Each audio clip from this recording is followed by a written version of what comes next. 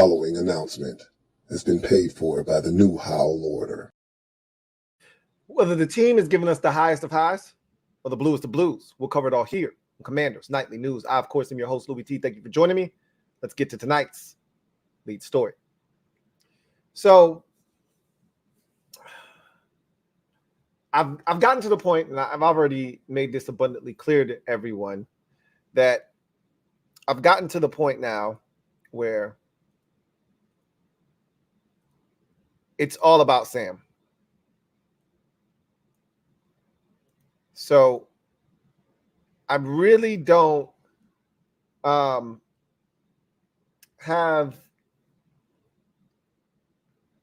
a ton of confidence in this staff right now. That includes EB. Hasn't built up enough equity with me yet.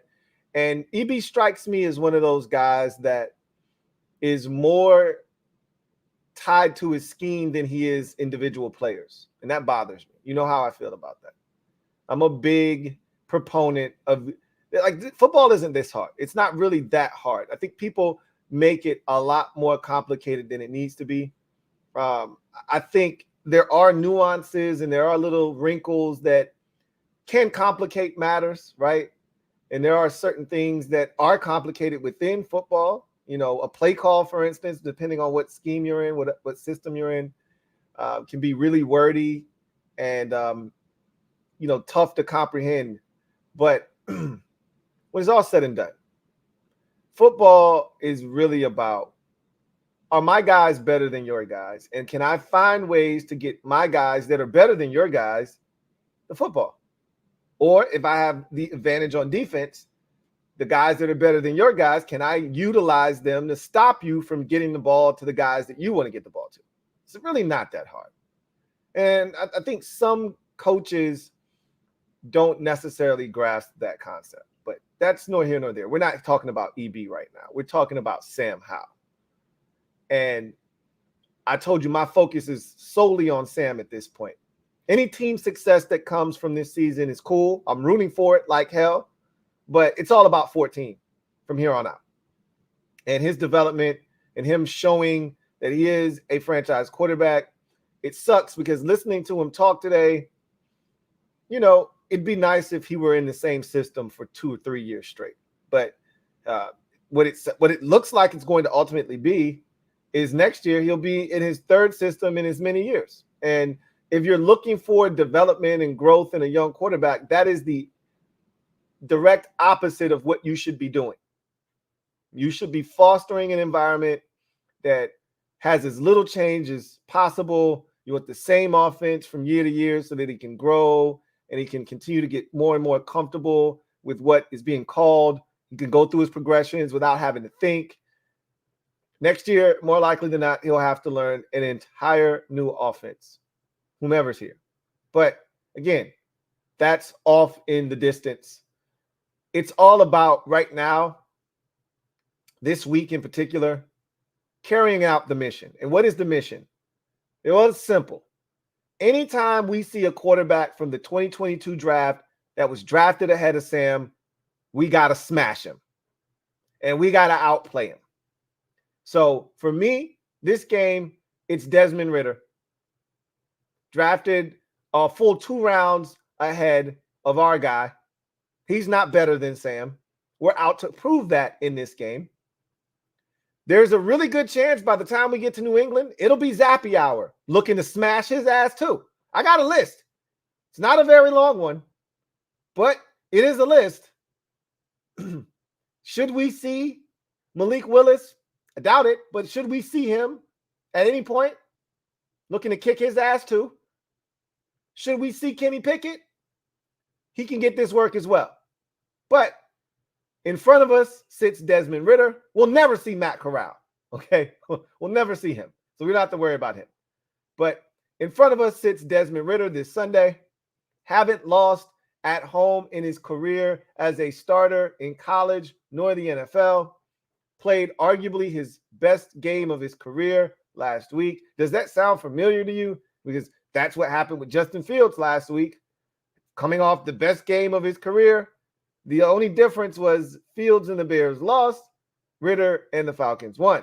either way, it's not going to be easy. Our defense doesn't instill fear in anyone.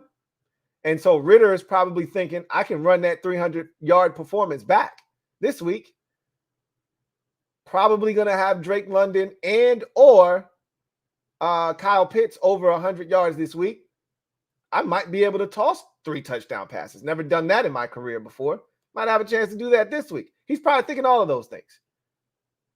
Well, I'm looking at their defense and I'm like, they're pretty fundamentally sound. But you can move the ball on them. You know, you can have success against them. And I'm looking to do exactly that. I'm looking for Sam to go out there, come out confident, move the football. I'm looking for a bounce back performance a la the Eagles game on the road. That's what I'm looking for here. And if we can get one of those, these aren't the Eagles, by the way. These are the Atlanta Falcons. You get one of those performances from Sam and all the pieces around him, and God forbid the defense doesn't give up 34 like they did to the Eagles, we'll have a shot. We'll have a shot. A lot of times with quarterbacks, they're judged on wins and losses. And Sam can go out and run circles around Desmond Ritter in this game. If we don't win, I don't know if he's going to get the credit that he deserves. I think he not only needs to win this game, but I want him to play better than Desmond Ritter. I want this to be an indictment on Ritter. I'm looking to lift up Sam Howell at the expense of Desmond Ritter. But again, Ritter could go out there, be 15 of 27 for 146 yards, no touchdowns, no interceptions. Meanwhile, Sam Howell is, 31 of 39 for 287 and, 2 touchdowns, no interceptions, but we lose the game. They're not going to give him the credit he deserves. We need to win too. But again, I'm just worried about Sam at this point. And we let the chips fall where they may. We'll see what happens. But I got a list, and I'm checking it twice. And first up on the list is Desmond Ritter. So let's check him off. And by the time we get to the Patriots, I'm looking to check off Bailey Zappi. So we'll see what happens.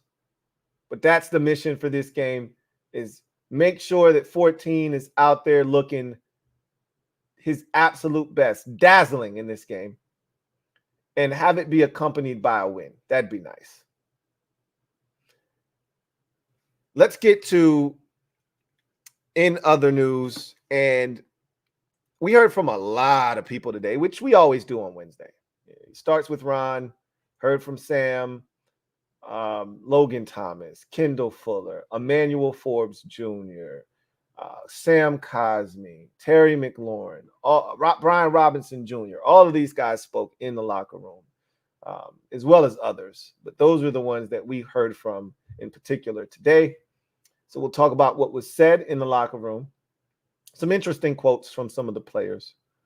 But first, as we customarily do on Wednesdays, we start to turn the page to our upcoming opponent. We have our first look at the injury report for both teams. So let's take a look at that. So we start with the good guys. And for the most part this season, the injury report has been relatively clean. We really have been really clean for the most part. Obviously, not listed here are the 2 guys that have been placed on IR. Both safeties, as we talked about earlier in the week. Starting free safety, Derek Forrest, placed on IR. Same can be said for All-Pro Revo, Jeremy Reeves, who was placed on IR as well. We already talked about the 2 guys taking their spots on the roster. Derek Burgess, safety, that didn't make the team but was on the practice squad.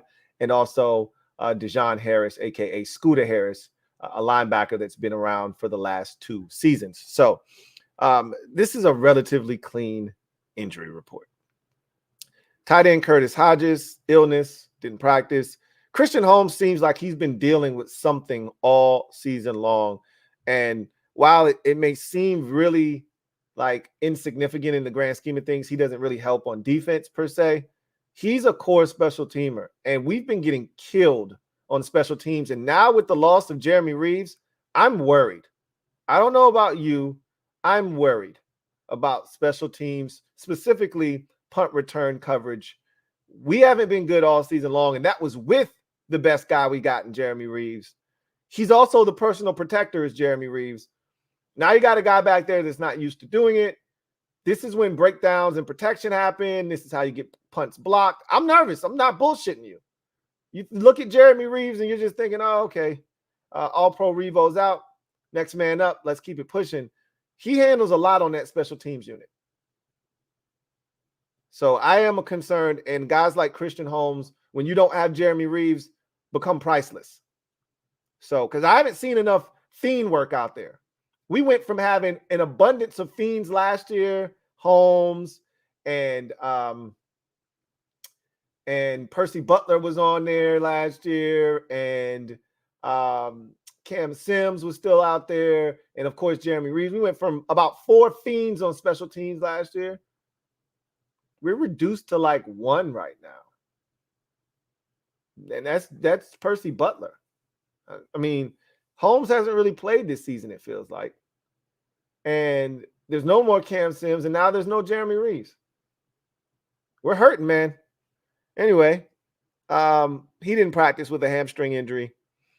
The rest of these guys are going to be A-OK. Charles Leno Jr., finger, full participant. F.A. Obata, what a sight for sore eyes. We're going to talk about him here in a second. Knee, full participant. And Curtis Samuel, finger, full participant. He was dealing with a hip, I believe, the last couple of weeks. So it's good to see him up here with just a finger now, even though you don't want him to be up here at all. But it's not a hip or a lower extremity. It's just a finger. He should be fine, right?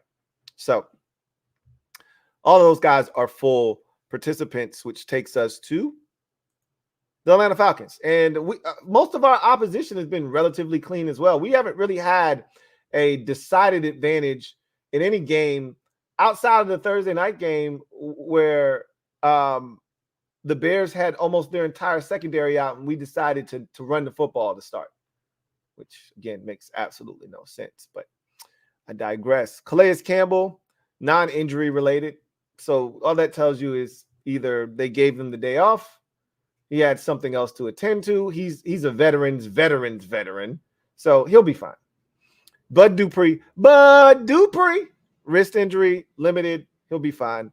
Caleb McGarry, starting tackle, knee, limited. He'll be fine. And Jonnu Smith, ankle, limited. He'll probably be fine as well. So doesn't and nobody up here outside of Caleb McGarry really moves the needle anyway.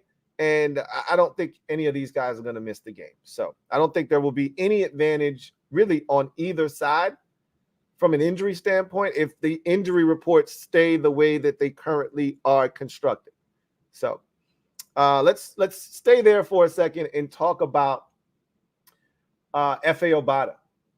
He had his 21-day window started, which means he's probably ready to come back this week. You saw that he was a full participant. Ron answered a question pertaining to F.A. at his press conference today, in which he said F.A. looked great.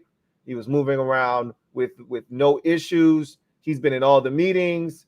He's been out there watching the installs throughout the season. So they feel really good about F.A.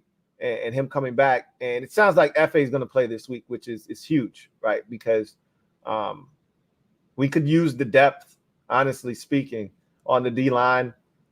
Still no word of Fedarian Mathis. Has anybody found that odd that still no signs of Fedarian Mathis here?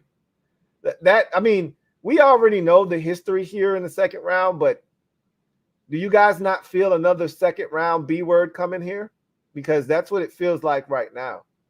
I don't like to throw that word around. We're only in year 2, but the guys played one possession in 2 years. Like, we still don't even know what he provides us with. Okay. I mean, second round and Washington just don't go together. At this point, it almost feels like you're better off just trading away a second round pick. You know, moving up into the first round with it, or trading back and getting into the third. Like, it's almost like we're cursed in the second round or something. This is amazing how bad we've been in the second round. So no signs of Fedarian Mathis, but on the bright side, F.A. Obata back at practice, 21-day window activated. Sounds like he'll be a go this weekend on the road against Atlanta. Let's talk about what was said today. I thought this was a big day. We're going to hear from a lot of guys, the most guys who we're going to hear from at any point this week. So I wanted to see, kind of gauge the pulse of the team coming back from this, pseudo bye, opportunity to not only get your body right, but your mind right. Had they won this game, they needed that time off, and I thought Sam Cosmi put it very well. And I would love to talk about what he had to say. We'll get to the media scrums in the locker room here in a second. But first, let's start with old Ronald Rivera here. And I think you remember when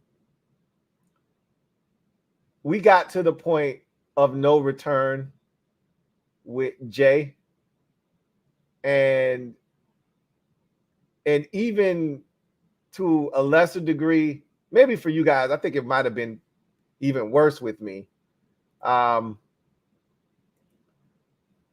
Remember when we got to that point where we were done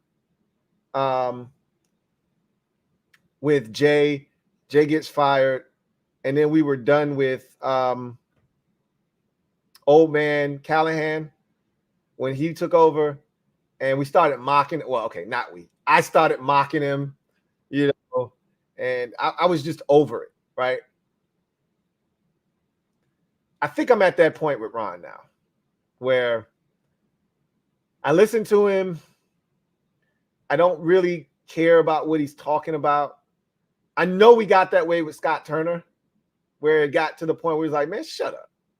I'm not saying that's what I'm saying with Ron. I know I got to that point with Scott. Like, man, shut up. But it's at the point now where I'm like, yep, heard that before. And, the part that strikes me is, I won't call it odd, but I'm like, Ron, you know better. You know better. You know better.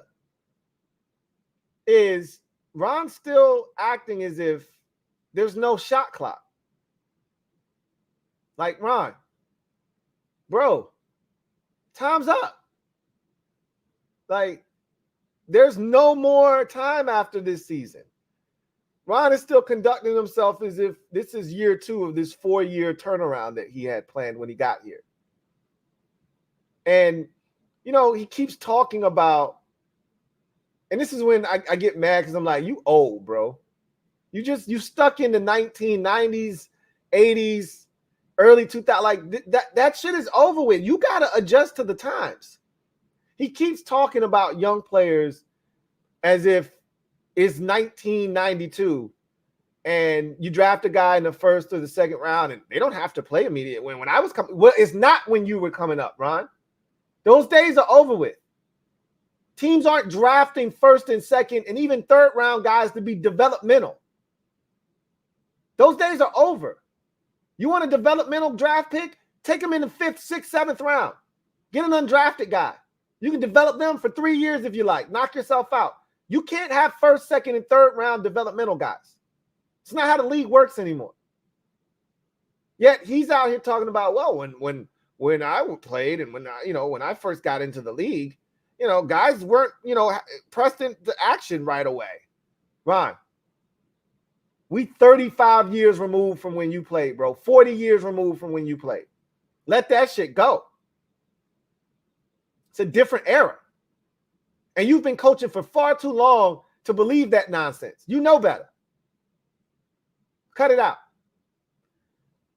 Now, I will say, there was a lot much to do about nothing with this sign that they put up. A lot of the conversation today.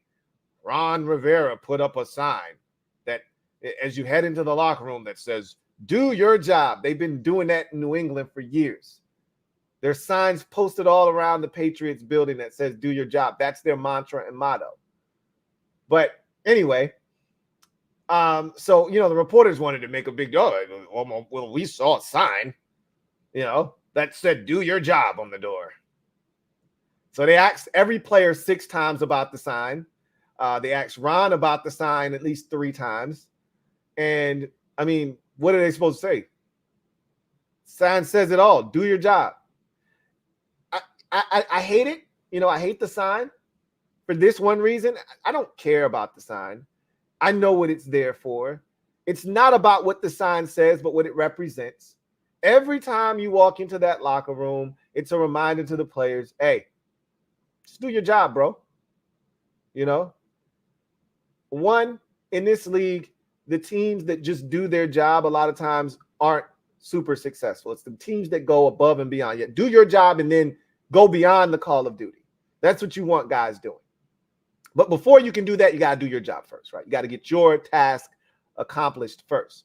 However, I hate what the sign represents for me personally as a fan, because what the sign essentially says to me is Ron is deflecting blame from the staff and he's placing it solely on the players and saying, hey, it's not us. We're putting the players in positions to be successful and they're just not executing because they're not doing their jobs. And I think that's bullshit. And again, they may not be wrong. Players are even saying, hey, we got to do our job. We see Chase Young out there freelancing out of his gap consistently. So I know we saw Percy Butler blow coverage twice, so we know players aren't doing their jobs. This is abundantly clear. However, there's also something to be said about coaches putting players in positions to succeed and also having your players be ready. And that's not the case with this team. How many times are we going to keep hearing about we need to start faster? That's on the staff. That's on the coaching staff. You want to start faster on offense? You did a great job of getting 5 on first down with a Brian Robinson run. You did a great job of getting 4 on second down with the throw to Logan Thomas. Probably should have got the first down. I thought we got 2 bad spots there, to be honest with you, but that's no here nor there. There's 3rd and 1. You should be able to convert that.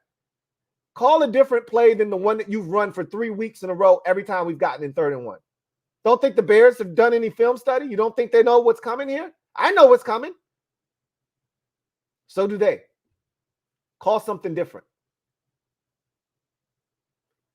Put your players in positions to succeed. Yep, it's 3rd and 10. We did a great job first 2 snaps. Actually, we didn't do a great job first 2 snaps. Justin Fields on second down missed a wide open Darnell Mooney for a touchdown. We got lucky. So we got them into 3rd and long, 3rd and 10. And why don't you heat Justin Fields up instead of just playing coverage back in with a safety that you really don't trust back there and Percy Butler? How about you bring some pressure? I'm not telling you to bring the house. Just rush 5 so everybody gets a one-on-one, and let's test this Bears offensive line. A wise man once told me, if you're playing against a suspect offensive line, you rush 5. That way, everybody, unless they keep somebody in the chip or they keep a back end or a tight end to block, everybody's getting one-on-one matchups. There's no center to help out on Daron Payne or Jonathan Allen. Everybody's getting a one-on-one matchup. You got a bad offensive line, take advantage of it by rushing 5. That's what we should have been doing on 3rd downs. Instead, we rush 4. Nobody gets home. Now you got issues in the back end, and all of a sudden you're giving up big plays. I just hate that everything is the player's fault. Seems like there's still little to no culpability on the part of the coaching staff. Everybody's got to do their job. Well, what about the staff? How about they do a better job of putting guys in positions to succeed? How about they do a better job of having these players ready to play? No excuses. Ron talked about Sam, his development, where they feel like he is in that development. I love that this one particular member of the media, I can't quite make out his voice. I think it's Sam Fortier. I really do. But he keeps pushing the envelope with Ron, like not letting him off the hook. Like, bro, you're throwing the ball more than anybody else in the league right now with a second-year quarterback who's making his 6th career start on Sunday, right? Or this would be his 7th career start on Sunday. And you're leading the league in pass attempts. Obviously, when you throw it 55 times or you drop back 55 straight times and your quarterback throws it 51 times in a game, probably going to be up there. But Ron keeps making it out to be, well, you know, we're down in games, and so the situation calls for us. And Sam's like, bro, but you're not down at the beginning of games. You weren't down against Arizona, and he was throwing it a ton in that game. Remember, I was joking in week 1. Hey, he's on that Carson Wentz pace. Week 1 last year when Wentz threw it 40 whatever times against Jacksonville, he's on that pace. And then somehow magically in the second half, particularly in the fourth quarter, they just stopped throwing the ball.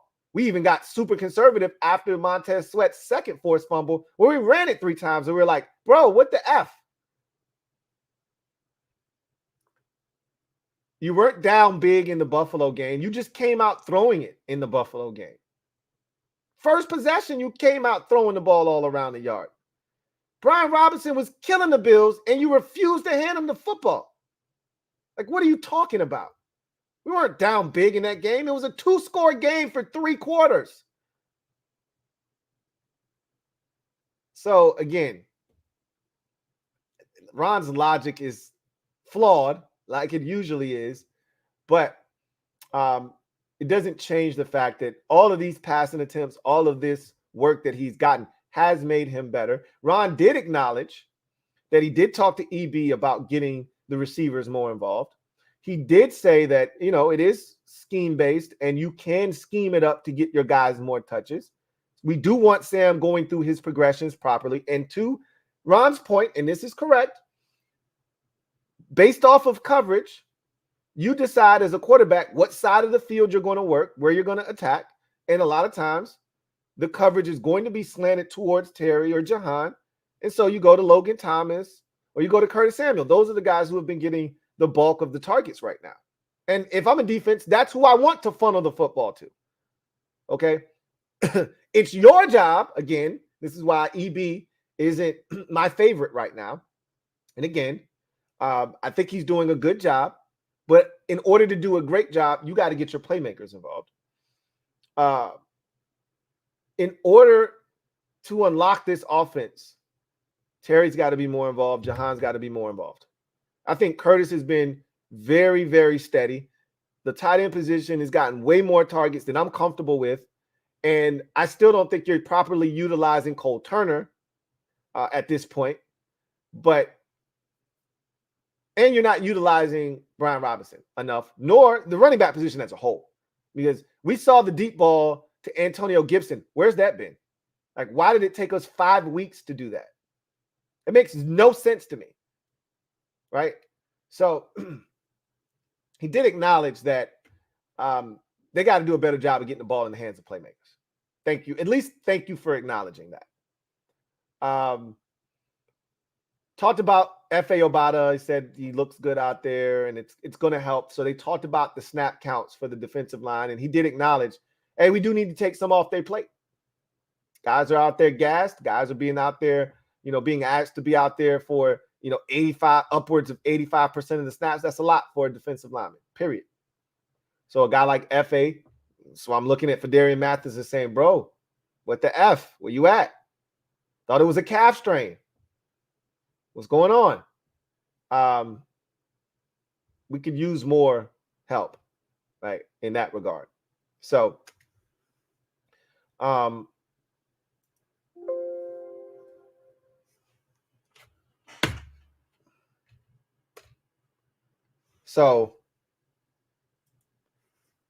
I just look at Ron at this point now, and, you know, he's like, no need to panic.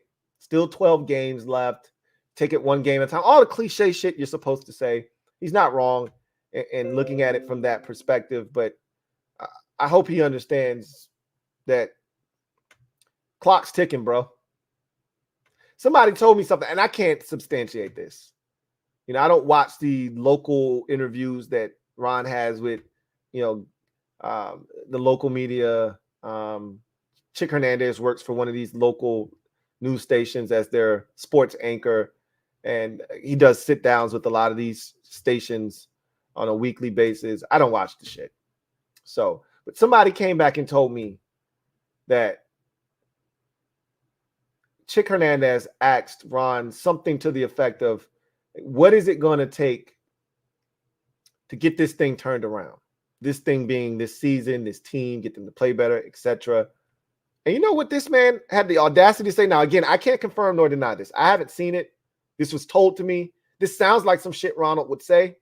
But the person relayed the message to me that Ron's answer to that question was time. Wait, what?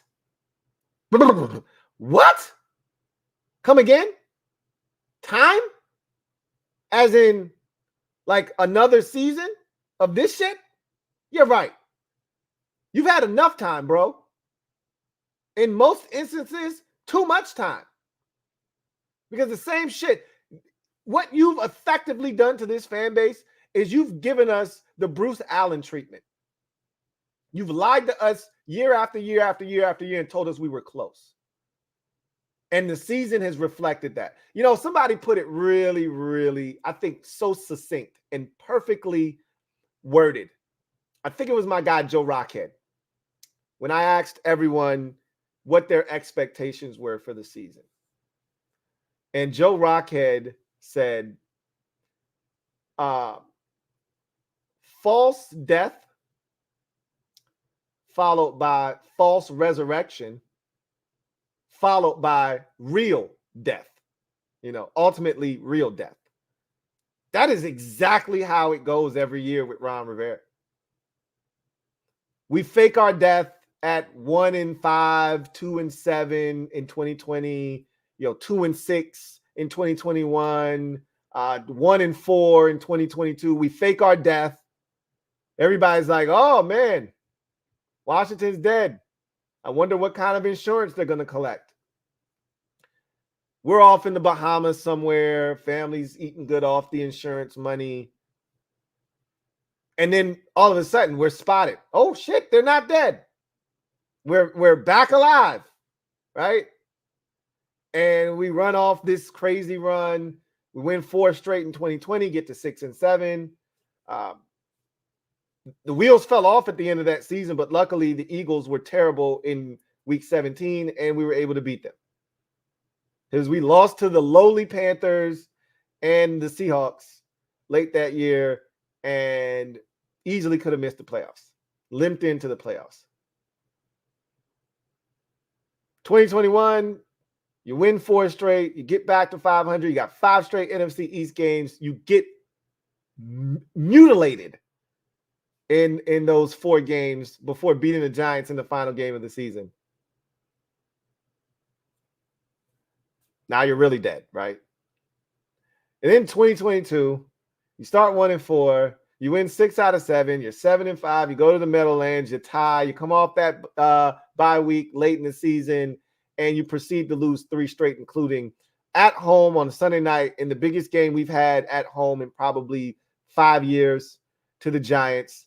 You then lose to the 49ers on the road, and then you got an all-important game in which your head coach didn't even know you could be eliminated mathematically from the playoffs at home, in which he decides to start Carson Wentz and we lose to the Browns. So there's no time remaining, Ronald. This is it. If he actually said that, that is unbelievable. But anyway, I'm done with him. Let's talk about what Sam had to say. So Sam talked about first thing in the press conference. Sam said, I got to stop taking unnecessary hits. And he's been, regurgitating this. So I know it's being pounded into his head, either by Tavita, his quarterback coach, or EB, or both. And I'm pretty sure the players are telling him too, bro, we need you upright. But Sam's like, I gotta stop being, selfish, because I'm literally sacrificing for the team and trying to do everything I can, but I gotta stop doing that.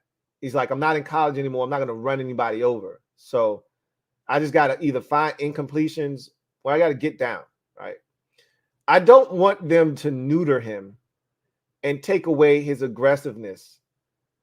But there is a time, when to say when, essentially.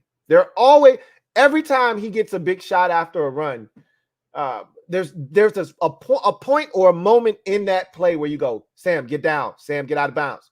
And he does it. He runs to contact.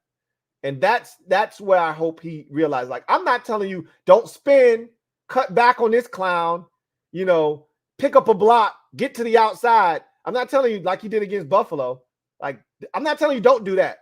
That's beautiful. We don't want that to change, right? He avoided like 4 sacks against the Bears and made big run. There was a 3rd and like 19, and he gained 17 yards on this incredible run, but takes a massive shot at the end. That was very unnecessary. Slide, run out of bounds. You pick. Just don't take the hit. So he talked about that. He talked about his growth and maturation, and how the season has gone to this point. A lot of throws. He's aware, but he also is like, the experience has definitely helped me. There's no better experience than going out and playing. Now, he said that in one breath, but in a different question, they asked him, how did sitting out a year, benefit him? And he was like, yo, that shit helped me a lot. Like, yeah, I really wanted to play, and who doesn't? But man, I tell you what, had I been in the same offense again, I think I'd even, and he didn't say this, but he inferred this. He said, if I would have been in the same offense again, it would have been even better. But he's like, just seeing how the quarterbacks go through their daily process, seeing how a game plan's put together, seeing what goes into each and every single week and the detail that is necessary from a preparation standpoint, the quick turnaround on a Thursday, learning how to break down defenses, what to look for, how I think the thing that he was really, and he talked about this even last year, the thing that was really big for him was just learning how to study and learning how to prepare to take on an opponent. And he got to see that firsthand last year. So he's like, man, if you can do it, it's great. It really helps because it eliminates a lot of the mistakes. And we've seen that. Sam's not making a lot of boneheaded mistakes.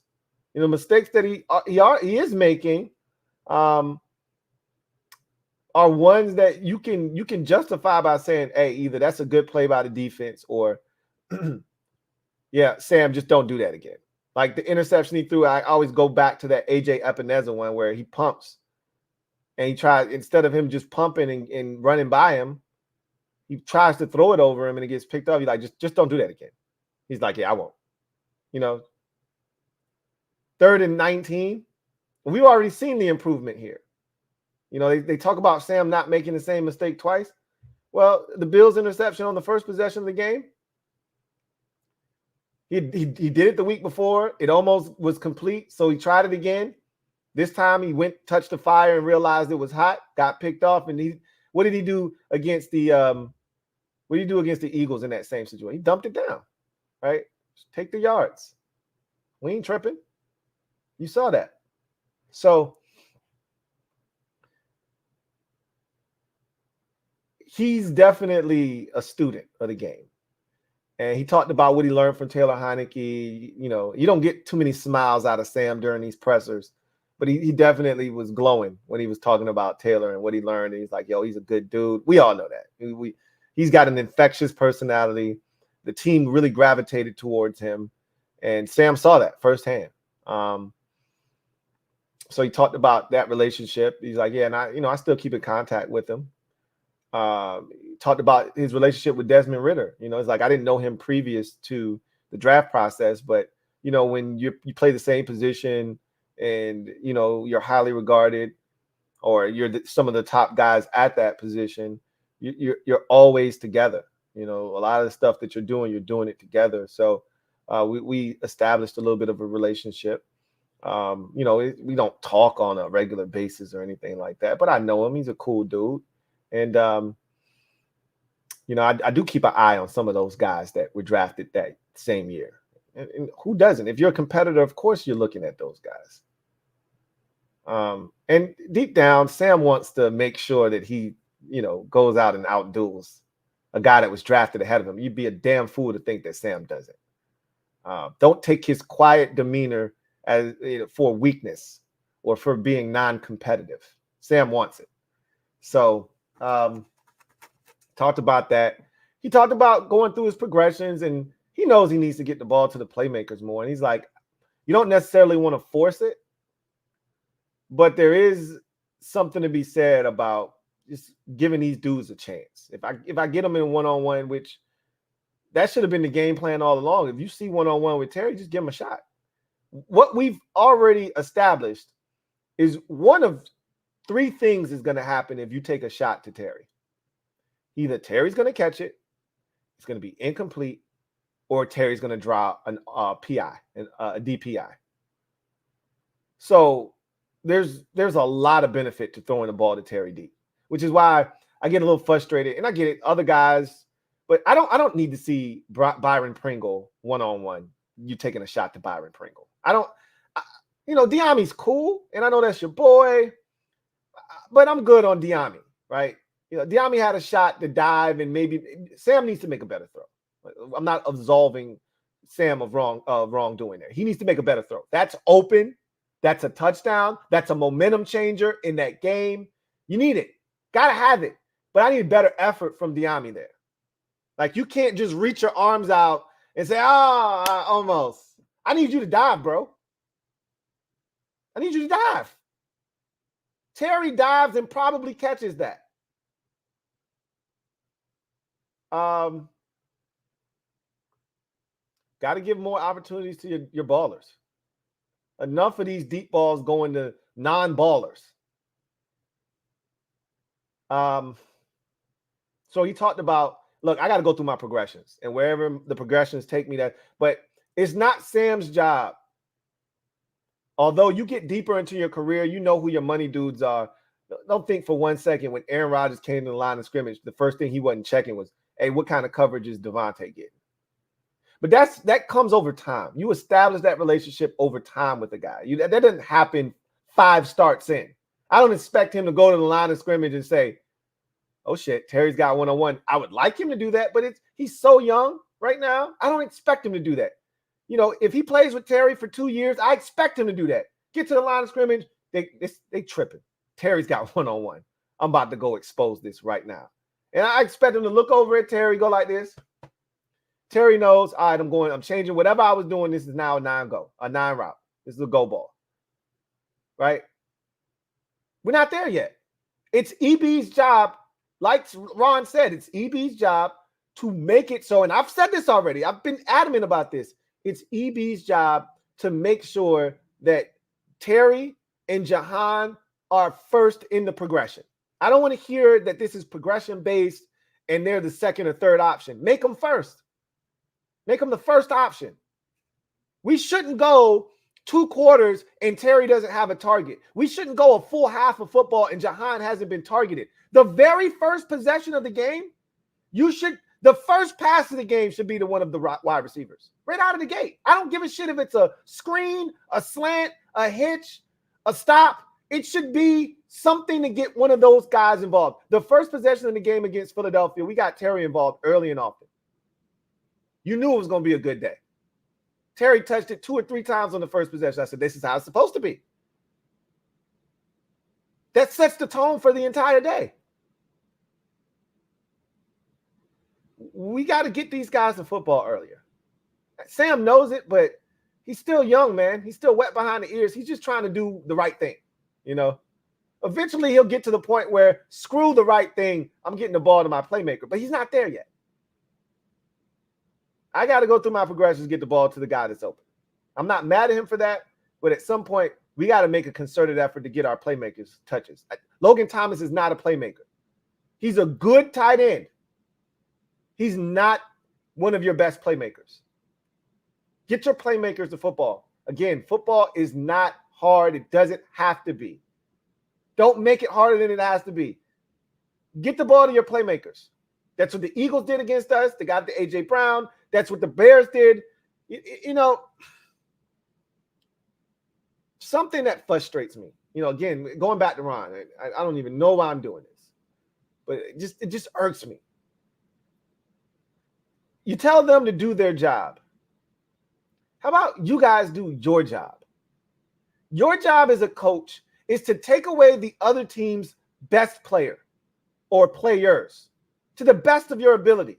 How come every time we play against a team, you know who their best guy is, and that guy shreds us? Why is that? How is it that Stephon Diggs comes here and has 11 catches on 13 targets and no other Bills receiver has more than 3 or 4 catches in the game? How is that? Make it make sense. How is it that A.J. Brown, who we shut down the last time we saw, you know is one of their go-to guys, how is it that he ends up with 9 catches for 175 yards and 2 touchdowns? Why is he continuously getting one-on-one with a rookie that he's abusing? Make it make sense. Why is it that I literally said going into the Bears game, they have 2 guys that Justin Fields feels comfortable getting the football to? 2. That's it. 2. DJ Moore and the tight end. That is it. You know who killed us in the game? DJ Moore and the tight end. Again, make it make sense. DJ Moore, 9 catches, 230 yards and 3 touchdowns. How is that possible? But you tell the players to do their job. You do your job. How is there not 2 guys on DJ Moore? Make somebody else beat you. Anyway, don't we dare say anything about Jack. You know, on Monday at his press conference, they said, you said that you were going to go back and you know, kind of assess the defense. I never said that. I didn't say we were changing anything. I didn't say that. Okay, guy. Anyway. Sam, like, look, I'm on to Atlanta. You know, that's a really quality defense. We feel like if we can just go out and execute, when we've executed, when we've, you know, eliminated the penalties, you know, when we've stayed ahead of the chains and when we've avoided sacks, you know, when, you know, I've been smart with the football, we've been a hard offense to stop. He's not wrong. But he's like, it starts with us. We got to start fast, which that's becoming like on par with, that's with position flex. Like, I'm getting to the point where if I hear start fast again, I'm going to put it in the same box with position flex. You know, go get that lock box of shit that I don't want to hear anymore, right? With Bruce Allen, it was close and winning off the field. So you go open that lock box that I got on, like, of shit that I just don't want to hear anymore. I've already thrown position flex in there. I'm going to go get that box out, open it up, and I'm getting close to start fast, and I'm going to throw it, because that shit doesn't happen. We don't start fast, and I'm tired of people saying it. Just do it. Take start fast, throw that bitch in his goddamn chest, lock it up, and shove it under the damn bed.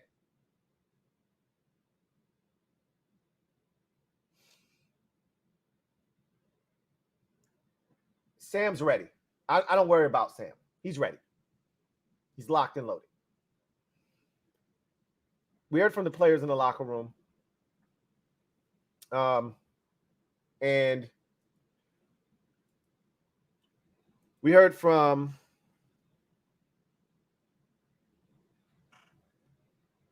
let's start with Sam Cosmi, because I thought Sam made some great points. First thing he talked about was, man, that break was very needed. Okay. He's like, look, Thursday night games suck. Literally, that's what he said. They suck because it's hard on those players' bodies. No player in the league likes Thursday night football, but you, as a player, you love the break that you get after it, which is why I always say, let's just get through this thing, find a way to win, and we'll sort everything else out afterwards. But there's nothing like winning a Thursday night game, because that break that the players get after that Thursday game is glorious. And he's like, bro, we don't have a bye until week 14, which is crazy. He's like, man, we worked so hard. And, a lot of people don't think about it in the context of, we've been out here without really a break since July. Once you show up for training camp, there are no breaks. It's a day off here, a day off there, but there's no get away from football until you get a bye week. We don't have one until week 14. So this was huge for your physical, for your mental. He said, I feel great. He said, but you know what isn't great? Having to pass block for 55 consecutive snaps. He said, that shit sucks. He's like, that's the worst. You can't get down like that because these guys are teeing off. You're getting their best moves. And, the worst thing that an offensive lineman wants to do is pass block all the time, because as an offensive lineman, you're catching defensive linemen when you pass block, right? When you pass set, you're embracing and absorbing the contact. When you run block, you're dishing out the punishment. You're the one getting off the ball and getting into the body of that defensive lineman. So you're generating the momentum, and you're the one inflicting pain and punishment. It's the other way around when you pass protect. You're absorbing contact. So he's like, 55 straight snaps sucks. Like, we can't do that shit again. He didn't say that, but he was pretty much like, bro, we can't put ourselves in that position. That was awful. So Sam was excellent, and you usually get pretty, there's certain dudes that they're gonna shoot straight from the hip. Sam's one of those dudes. He don't sugarcoat shit. Kendall Fuller is another dude that he's gonna pretty much give it to you raw. He's like, look, it's the NFL, bro. You're gonna get cooked sometimes. We've all been through it. Last year I started slow. He's like, I started rough last year. And you just work your way through it. And, if you mentally tough enough, you get through the other side, you're going to be a better player because of it. So, all we're going to tell Emmanuel is just keep grinding, understand what you are as a football player, how you got here, get back to your fundamentals, but continue to be aggressive, continue to play fast, and should have turned around for you, but you can't get down on yourself. You got to keep that confidence. It was good to hear from Emmanuel Forbes too, because he was getting punished in the media and in fans. And I don't really too much concern myself with the thoughts of fans when it comes to young players, because fans they want it now. They want instant gratification, which generally isn't fair for young players. But when you get drafted in the first round, you know what it is. There's no escaping that. First and second round picks in particular. Third round pick, I still like to call it day two picks. That second and third rounder, I still am looking for something from you as well. But anybody after that, day three, knock yourself out, right? Any added benefit from those guys in year one, hey, that's just icing on top for me. But those first three picks, those first 2 days in particular, I need it. And we're just not getting it. But, Fuller was like, look, he'll be fine. Everybody just got to do their job. And if we just do our job and be fundamentally sound in what we're doing, we'll be fine. He's like, this Falcons team, really talented. They do a great job, and they're creative in trying to get their playmakers in space with the football in their hands. It's going to be a fun one. I think it's going to be – the Falcons have played extremely good defense to start this season. I think this is actually going to be a shootout. It's going to be one of two things. I don't think both teams are going to be in the 20s. I think it either is one team high 20s, the other hits 30 and wins. Both teams hit 30, or it's an incredibly low-scoring game. So high scoring or low scoring. I don't think it's going to be 24-20 or 27-24. I think it's either going to be 32, to 30, or 33-30, or 30-27, or I think it's going to be 20-17, 22-20, some shit like that. Like super low scoring, or it's going to be high scoring. I could be wrong, and it could just fall right in the middle, right, with these two teams. But that's what I see happening.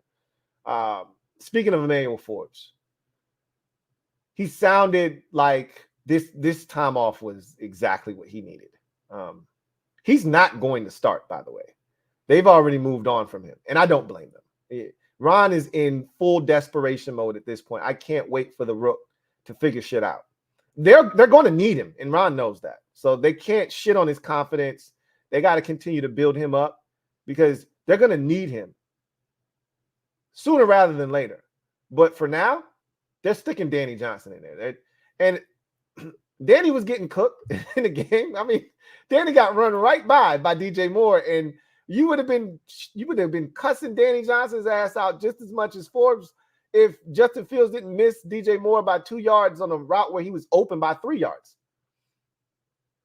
So again, we'll see what Danny. We all know this, and I don't know why they don't know this. Danny Johnson isn't any good in the slot. We've gone through this exercise before. Danny Johnson's much better outside than he is inside. So they got to figure out what they're going to do. At the end of the day, Forbes was like, yeah, I just got to continue to be confident. And I didn't realize that players had reached out to him, like Darius Slay reached out to him, and some other guys had reached out to him via social media and told him to keep his head up, yada, yada, yada. And that's good. That's always great because he's like, yo, it's always good to hear from guys that have been in my position before. And so he was like, I was around friends and family over this little break, and I'm pretty sure they instilled confidence back in him. That's the most important thing when you're a young guy and you're struggling is your confidence. Because what separates NFL players from guys that used to be in the NFL who are playing in the USFL or the XFL or the Canadian Football League, the CFL, is confidence. At some point, you lost that edge that got you to the league. Somebody told you you weren't good enough. You listened to them, and you started playing like a guy that was less than, and you ended up out of the league. So confidence is number one, especially at the cornerback. So you lose your confidence as a corner, really at any position, but specifically cornerback, you're done. You got nothing. So it was good to hear from him. I think he's getting benched. But again, Ron's going to need him sooner rather than later. So we'll see what happens. And Ron, when talking about Emmanuel Forbes today, kind of danced around it. Like, yeah, he did such and such well, when he got his opportunities. But that was Ron's way of saying, yeah, he was all right, but he ain't playing no way. So no, it ain't really that important right now. Logan Thomas is like, we just got to stop playing against ourselves and play the opponent, And he was like, yeah, I got to get that first down on the first possession of the game. We just got to, and he's right. You just got to get some first downs on that first possession. Our offense is dangerous once we get that first set of downs out of the way. We get that first down, we start moving the ball. Now, is it going to result in a touchdown or a field goal? Are we going to piss it away with penalties and F up the drive with a sack or two? Remains to be seen. Are we going to turn the shit over? We don't know. But I just know this. Once we get that first down, we off and running, and we moving the football. I've seen it over and over again. We saw it in the Denver game. They couldn't stop us. I remember tweeting out early in that game, even though we made mistakes, missed the field goal and, got a field goal on the second drive, missed an opportunity for another touchdown. And then, kind of bogged down. And meanwhile, the Broncos are scoring at will, and it's 21-3. I'm like, bro, they can't stop us. If we could just protect Sam, we can move the football. Felt the same way in the Bills game. They not stopping us. We stopping ourselves. Felt the same way in the Eagles game. We saw that it finally manifested itself on the scoreboard. They couldn't stop us. We just had to stop stopping ourselves. The Bears game was the first game where I looked that in the Arizona game too. They felt eerily similar. You know, the big difference was the defense was actually able to get stops in the Arizona game and not so much in the Bears game. I didn't feel like we were invincible on offense. I never got the feeling of they can't stop us. You know, there was a little stretch there, start the third quarter, went right down the field, scored, and then got the stop by the defense. And, you know, we felt like that was the one time we had real momentum, and then Logan Thomas fumbles.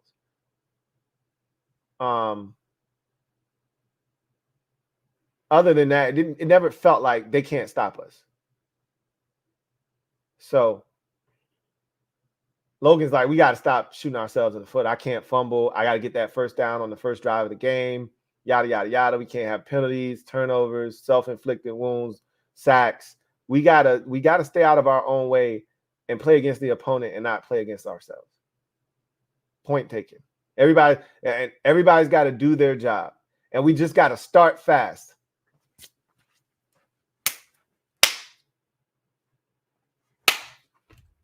Let me hear that damn start fast again. Brian Robinson Jr., we got to start fast.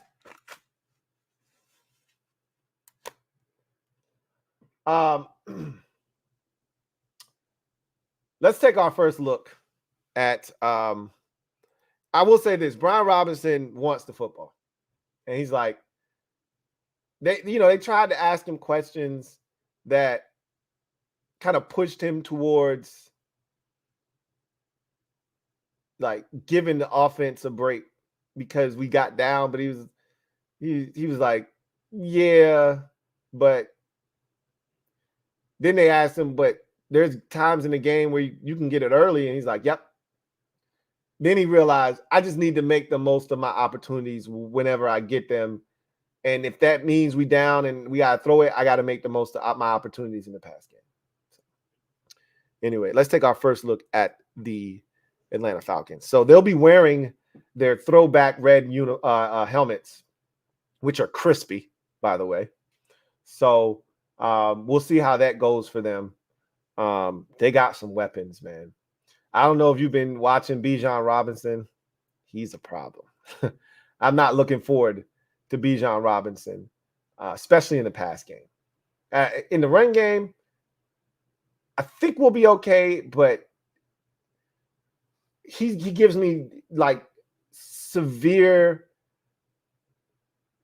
DeAndre Swift vibes, but on steroids. So I am very, very concerned every time he touches the ball. That said, it's not just him that scares the shit out of me. I'm not too concerned with Drake London, although any receiver that looks the part has given us fits this season. I'm more concerned with Kyle Pitts. And you know why. Now, to be honest with you, this season, the tight end really hasn't given us fits. The Bears tight end, yeah, he got off a little bit, but it was really the DJ Moore show. But he did have a big catch on a third down for a first down, and he did catch a touchdown right before halftime. But Pitts looks like the problem. You know, we don't have anybody to guard him. So not looking forward to whatever matchups they get him in one-on-one. And not looking forward to Bijan Robinson touching the football. And then they still do have Drake London. And, you know, the Washington killer himself is back. He hasn't been very dynamic yet, but, you know, we seem to be everybody's antidote. Right? You're struggling, you know, you haven't had a big game to this point. We seem to be the answer. The doctor's prescription is always, hey, go see the Commanders, hand them this, and come back and see me and tell me how you feel. So Cordero Patterson is a problem, and I hope whatever problem he's having, he doesn't solve it on Sunday. I've said this already, but I'm going to say this again. The Bears are a very well-coached football team. They are very similar to the Tampa Bay Buccaneers in how they have to win football games. The Buccaneers, the book's out on them. The Eagles showed everyone that, but we already knew that before the Eagles game. There isn't a huge margin for error. There isn't a big difference between Baker Mayfield and Desmond Ridder right now. The only difference is Ritter's way taller and Mayfield's been in the league a lot longer. That's it. Okay. They're pretty much one and the same. They're game managers, and their job is to protect the football, don't turn it over, distribute it to the playmakers, and get out of the way, right? And again, much like the Tennessee Titans, which is where Arthur Smith, the head coach of the Atlanta Falcons, came from, generally they don't beat themselves. They don't commit a bunch of stupid penalties. They try to stay away from turnovers. When they do that, they're hard to beat because, again, they're fundamentally sound. They block well in the run game. They don't give up a ton of sacks. Usually, sometimes you can catch them on an off day, but they spent a lot of resources on their offensive line, and they usually do a pretty good job of protecting the quarterback. He usually gets it out of his hand quickly, gets it into the hands of playmakers. They do the rest. They don't take a lot of risk in the red zone. If it's not there, throw it away, kick the field goal. They have a top-notch field goal kicker in Younghoe Koo. He doesn't miss very often. So if they get in the field goal range, he's pretty much money. So you've got to keep them out, essentially away from the 35-yard line. Anything nearing the 40 is within his range, and generally he does not miss. So they will field goal you to death. They did that to the Houston Texans this past week. They have no issues doing that. They'll beat you whatever way they have to. If that means Desmond Ridder only throws it 14 times, we've already seen that this year. Desmond Ridder had a game this season where he attempted like 13 passes. If that's how they have to beat you and they run it 42 times, so be it, right? They don't care. As long as they do the things necessary to put them in a position to win, that's what they're going to do. And so however they feel best attacking us, that's what they're going to do. If they think they can attack us on the ground, that's what they're going to do. If they think, hey, and this is where the success has been, in past games with other teams attacking us through the air, that's what they're probably going to do, right? It's a lot of the boot game, misdirection, RPOs. Quarterbacks are part of the run game in their offense. We saw them last year. Remember the gaping holes they had in the run game? Remember how Marcus Mariota was running all over us? Remember that last year? It's the same offense, same shit, tough to stop, right? That's what we're getting in a much heavier dose with a much better running back running the show. So I'd love to tell you how confident I am. The players sound like, they're upbeat. They're not sweating the 2-3 start. They feel like this is an opportunity to get back. They feel good coming off of this bye. All of that shit sounds good. Show me. All right. Show me. Show me. Show me what you're gonna do. Show me. All right. I'm Glenn Jones. Show me. Because I ain't buying the shit. But it's a very winnable game. Very winnable game. The Falcons are not world beaters. Neither were the Bears. Neither were the Bears. Now, granted, it was a short week, quick turnaround. We'd just come off a debilitating loss. All of those factors were working against us. I don't care. Bears had the same thing. Debilitating loss, short week, had a bunch of guys out. I don't want to hear that shit. They got up for the game. They came with a purpose. Again, that's coaching. Right? Anyway, I digress. So that's your first look at Atlanta. It's not going to be easy. They play sound defense. They don't blitz a whole hell of a lot. But, when they do, it's usually something that allows them to hit home and disrupt. They don't have a lot of sacks, but neither did the Bears coming into the game. That never stopped the team from amassing 5 or 6 sacks against us. Bears came in with all the 2 sacks and left with 5, in the game, and 7 for the season. The Bills had 3 sacks in the first 2 weeks of the season and left our game with 12. So not being able to get to the quarterback has never stopped the team from getting to the quarterback when it comes to playing against us. So again, we will see. Let's get to social media maneuvers. I am a midnight marauder. Y'all know what it is. Shout out to the mob and my Patreon supporters. We in the building. Y'all know what it is. Really appreciate y'all.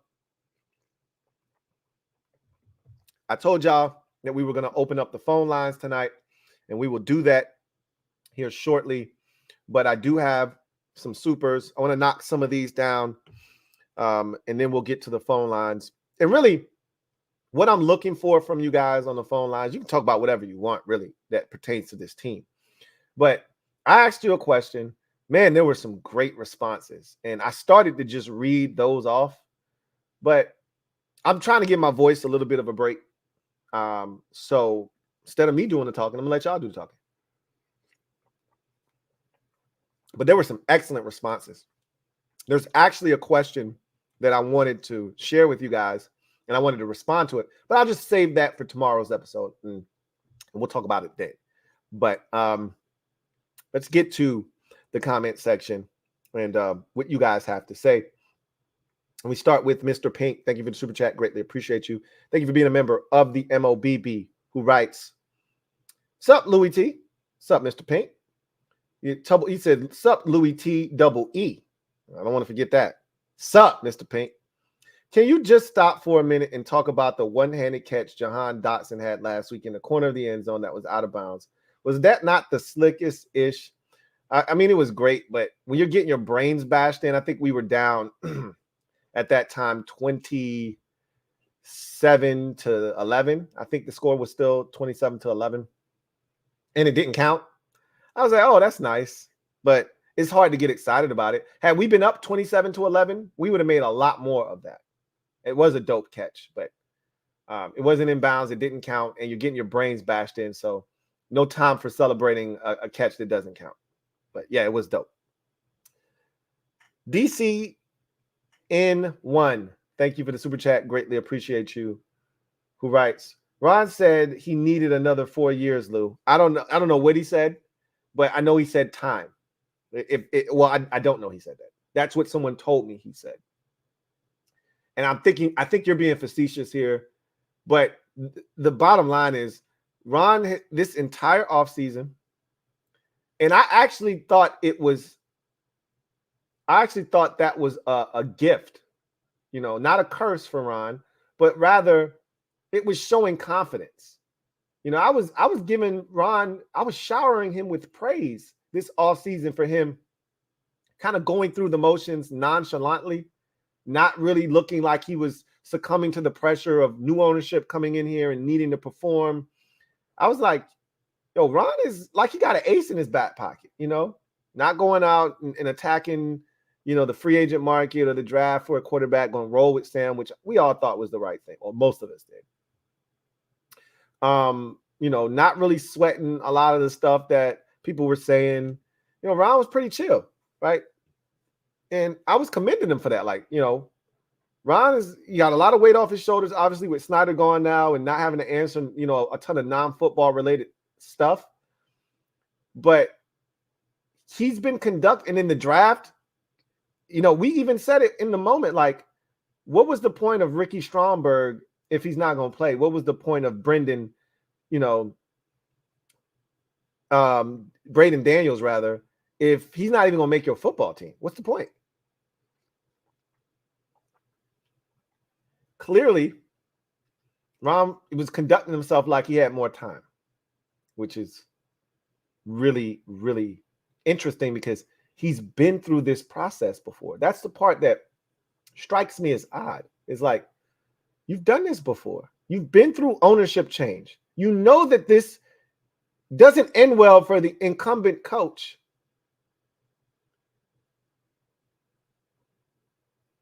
When new ownership comes in. But I digress. Quest Beats, thank you for the super chat. Greatly appreciate you. Thank you for being a member of the MOBB, who writes, I'm salty about how the Lions are now a better team than us. Ron's draft class is just as much a reason this season is a failure, maybe more than Jack. Look at their first 4 draft picks, enough said. You know what, though? Like, that's simplifying it, Quest. The Lions aren't better than us now because of just 4 draft picks in the 2023 NFL draft. The Lions are better than us because of a mindset, because of a coach that came in and changed the culture, because of a GM that married himself with the coach and they came up with a philosophical approach of what we're going to be as a football team. These are the types of players we need. This is how we're going to get it done. And this is the attitude that we're going to have. And it starts with the head coach. People laughed at Dan Campbell when he was talking about biting off kneecaps, but that's the mentality. We're going to come out here and we're going to kick your ass, whether you like it or you don't like it. We're going to beat you up. We're going to be physical. You know who's gone for it more on 4th down than any other team in the NFL since 2020? Or excuse me, since 2021, which is Dan Campbell's first season? The Detroit Lions.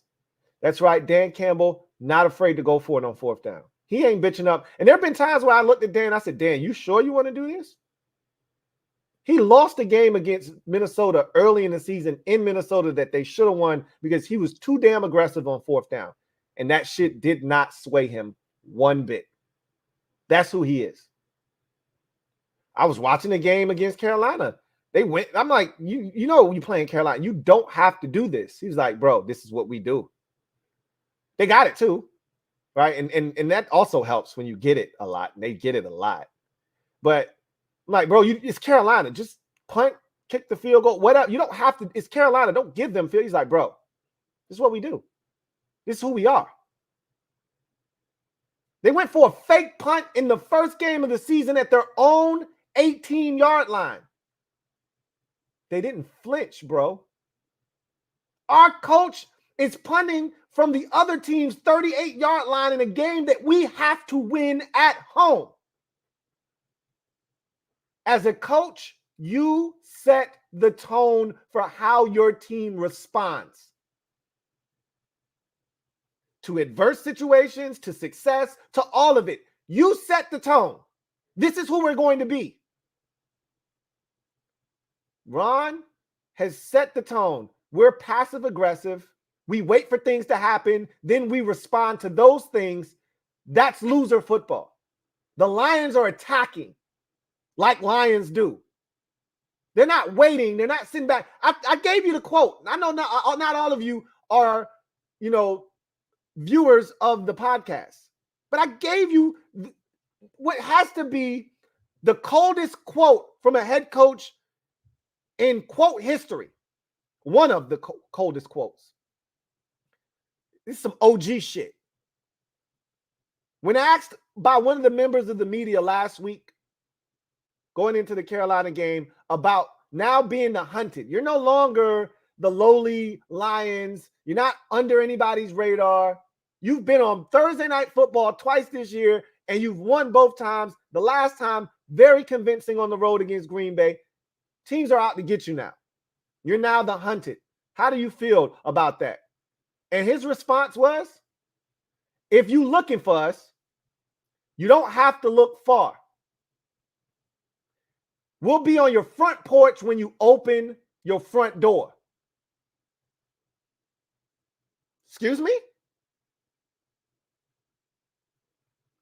What? That's right. Remember I talked about Eagles? I said, I'm knocking on your shit. You know I'm coming to your house at 105 on Sunday. Let's not beat around the bush. I'm showing up, knocking on your door, and you ask, who is it? It's just us and the guns.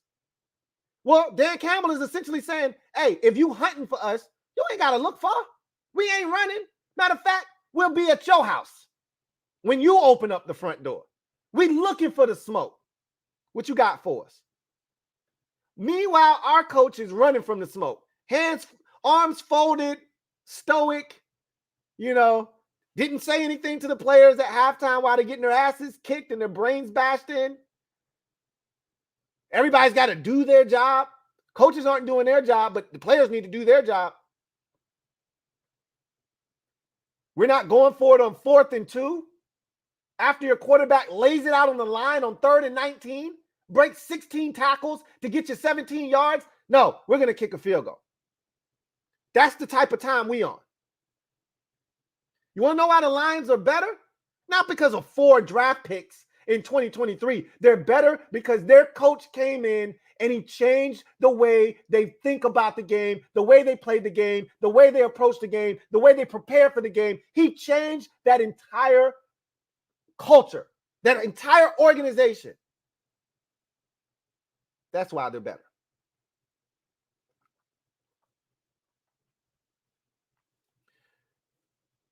Jordan, thank you for the super chat. Greatly appreciate you. Jordan says, hey, Lou. What's up, Jordan? If Rivera is let go, do you think Sam will still be our QB1 next season? We don't know. I mean, that's a hard question to answer because we really need to see what the rest of this year looks like. And then the next question you got to ask yourself is, who's here? Does the GM that they hire, does he believe in Sam? Did he like Sam coming out of North Carolina? You know, what did he think of Sam this past year? These are all questions you have to ask yourself. We don't know the answer to that. I'm going to be honest with you. It would make more sense if, and I think this is what ultimately may happen. We might see Josh Harris, and again, it just depends on how the season goes, right? You get to week 14 in that bye week, and we still stinking it up. They may not fire Ron. They may fire Ron. They may not fire Ron. It doesn't really benefit you. Again, unless there's a coach that isn't employed already that you're interested in, that you can talk to, doesn't really benefit you. If your next head coach is on somebody else's staff, firing Ron in week 14 isn't going to give you a jump start on that. It's not going to give you a head start. So, but you know what you can get a head start on is finding your next GM. So I could see a scenario in which, you know, Martin Mayhew, Marty Herney in that group, you know, are terminated before Ronald is, and he starts his search, because I think he's going to go about it the traditional way. Find the GM. The GM is then going to hire the head coach, and then the head coach is going to fill out his staff. I don't think this is going to be, you know, the cockamamie way that we've been doing shit where, you know, we already got our offensive coordinator and then we go looking for a coach, you know, or we already got our head coach and now you got to go find you know, let the coach pick the, you know, the GM. This ain't Kyle Shanahan picking John Lynch. So it's hard to say. That's my goal. My main focus is to make sure that Sam is QB1 next year, no matter who's here next year. Metaphor, thank you for the super chat. Greatly appreciate you. Thank you for being a member of the MOBB, who writes, we're 2-3, not 2-5. Talk to me in 2 weeks. For now, play. That's the problem, is they generally don't play until they're 2-5, till their season is, as Joe Rockhead so eloquently put it, it is, what was the phrase he used? I said it earlier. I can't even remember it. Fake, we're just going to say fake dead, right? False death, I think is what he called it. A false death, then a false resurrection. So there's no false death yet. We need one of those first, where everybody writes us off. There's no expectations. I already told you, we don't handle expectation well. So that's part of the reason we play so well once nobody's checking for us. When you're 1-4, everybody's counting you out. Everybody, you know, teams coming here, they expect to win. They're coming, you're going to their place. They expect a dub. And that's how you sneak up on teams. When teams know we're coming, we don't usually fare well. It's when teams look at us and they're looking past us because they expect to win. That's when we show up and bite somebody.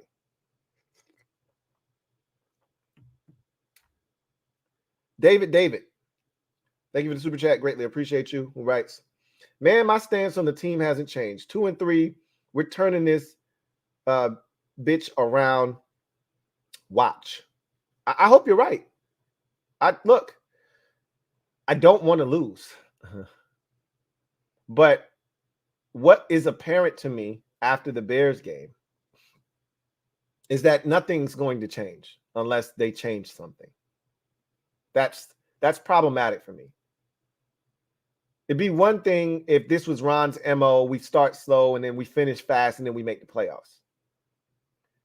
But we haven't made the playoffs since 2020, and the only reason we made it that year is because the rest of the division was absolutely horrid.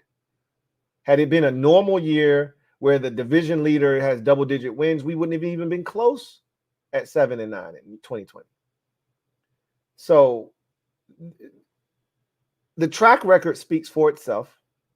We've seen this movie before, and unless they plan on changing some scenes or the narrative in the movie, we already know what's going to happen. We already know what's going to happen. Christopher McLaughlin, thank you for the super chat. Greatly appreciate you. Christopher McLaughlin writes, thank you for being a member of the MOBB. My guy Chris writes, hey Lou, what's up, Chris? Hope you and the family are well. Likewise. 2 questions. 1, how much of an impact has the loss of Coach Chris Harris had on the secondary, if any? 2, what would you do besides putting 8 in a box to stop Bijan Robinson? I don't even know if I would put 8 in a box to stop him necessarily. I just know if you're going to stop him, it's going to take a group effort. Can't be, us lollygagging or loafing on the backside. This dude is dynamic. They run tosses. The things that scare me the most with this defense is tosses, because we're not gap sound when you stretch us and you make us run. Like, running at us doesn't scare me, because I feel like our guys do a great job of standing up blockers, getting off blocks, shedding, getting to the ball carrier, et cetera, et cetera. What scares me is when you get to the perimeter on us. The jet sweeps, the end arounds, that's the shit that gives us problems. With Hollywood Brown, I think, had like a 25 or 30-yarder in week 1. Denver scored a touchdown on their first possession on a toss to McLaughlin. Like, that's the shit that scares me. When you get on the perimeter and you run tosses against us, we don't handle that shit very well. It's been a problem for multiple years. So, and they do it well in Atlanta. They run tosses like nobody's business. Getting Bijan Robinson outside in space, I don't. And with bad linebacker play, because generally when you toss the ball out there, your linebackers are the ones that need to get to that action and spill the run back towards the linemen who are running down the line to try to get to our linebackers don't do that. They get blocked by, the tackle or a tight end, and they get sealed off. And then now you're just asking one of the secondary members to make a miraculous play to stop this thing from going to the house. Against this dude, it could get real ugly fast. But Bijan Robinson is special. We just got to keep tabs on this guy everywhere he goes. I mean, that's all you can do. As far as Chris Harris is concerned and the impact or the lack thereof, I don't know. I mean, it's a great question. Wish I had an answer for you, but I think what's abundantly clear is that guys were developing well under his tutelage. We've seen a regression this year from Defoe, have we not? Prior to his injury, he was never around the ball. He had one opportunity for a pick against Denver and he dropped it. And Chris Harris is saying, you must not like nice things. Well, we don't. We don't like nice things. We all know that already.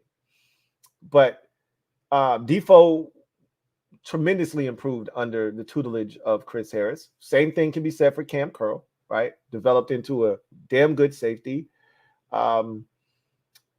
Juice, I think, has played well under his leadership, and I feel like countless other guys have matured well under Chris Harris. He's not here. Is it a surprise that guys are taking steps backwards and the secondary as a whole has taken a massive step backwards?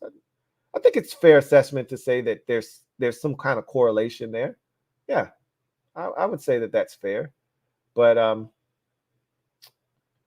I mean, I wish I could give you a more definitive answer as to what Chris Harris would be here doing, or what the loss of him has been on it. But you can see it. Secondary sucks. Secondary is terrible right now. They're a liability on the back end, and you'll get people saying, "Well, the pass rush should be better." Yeah, it should be better, but they shouldn't be that bad either.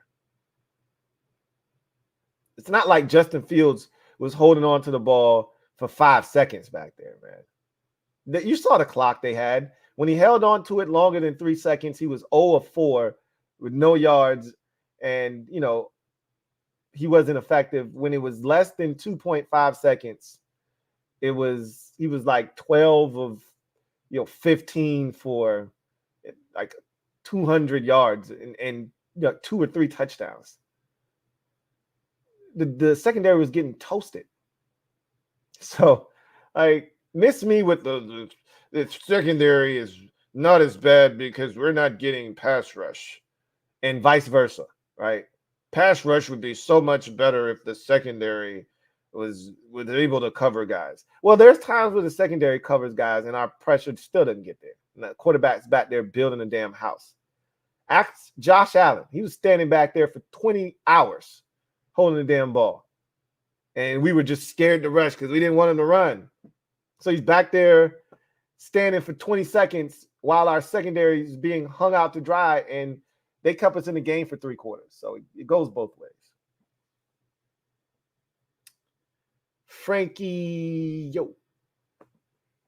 thank you for being a member of the MOBB for 18 months. Who writes, I hear you talking about Terry one-on-ones, but did you know back at UNC, De'Ami Brown was I see what you did there.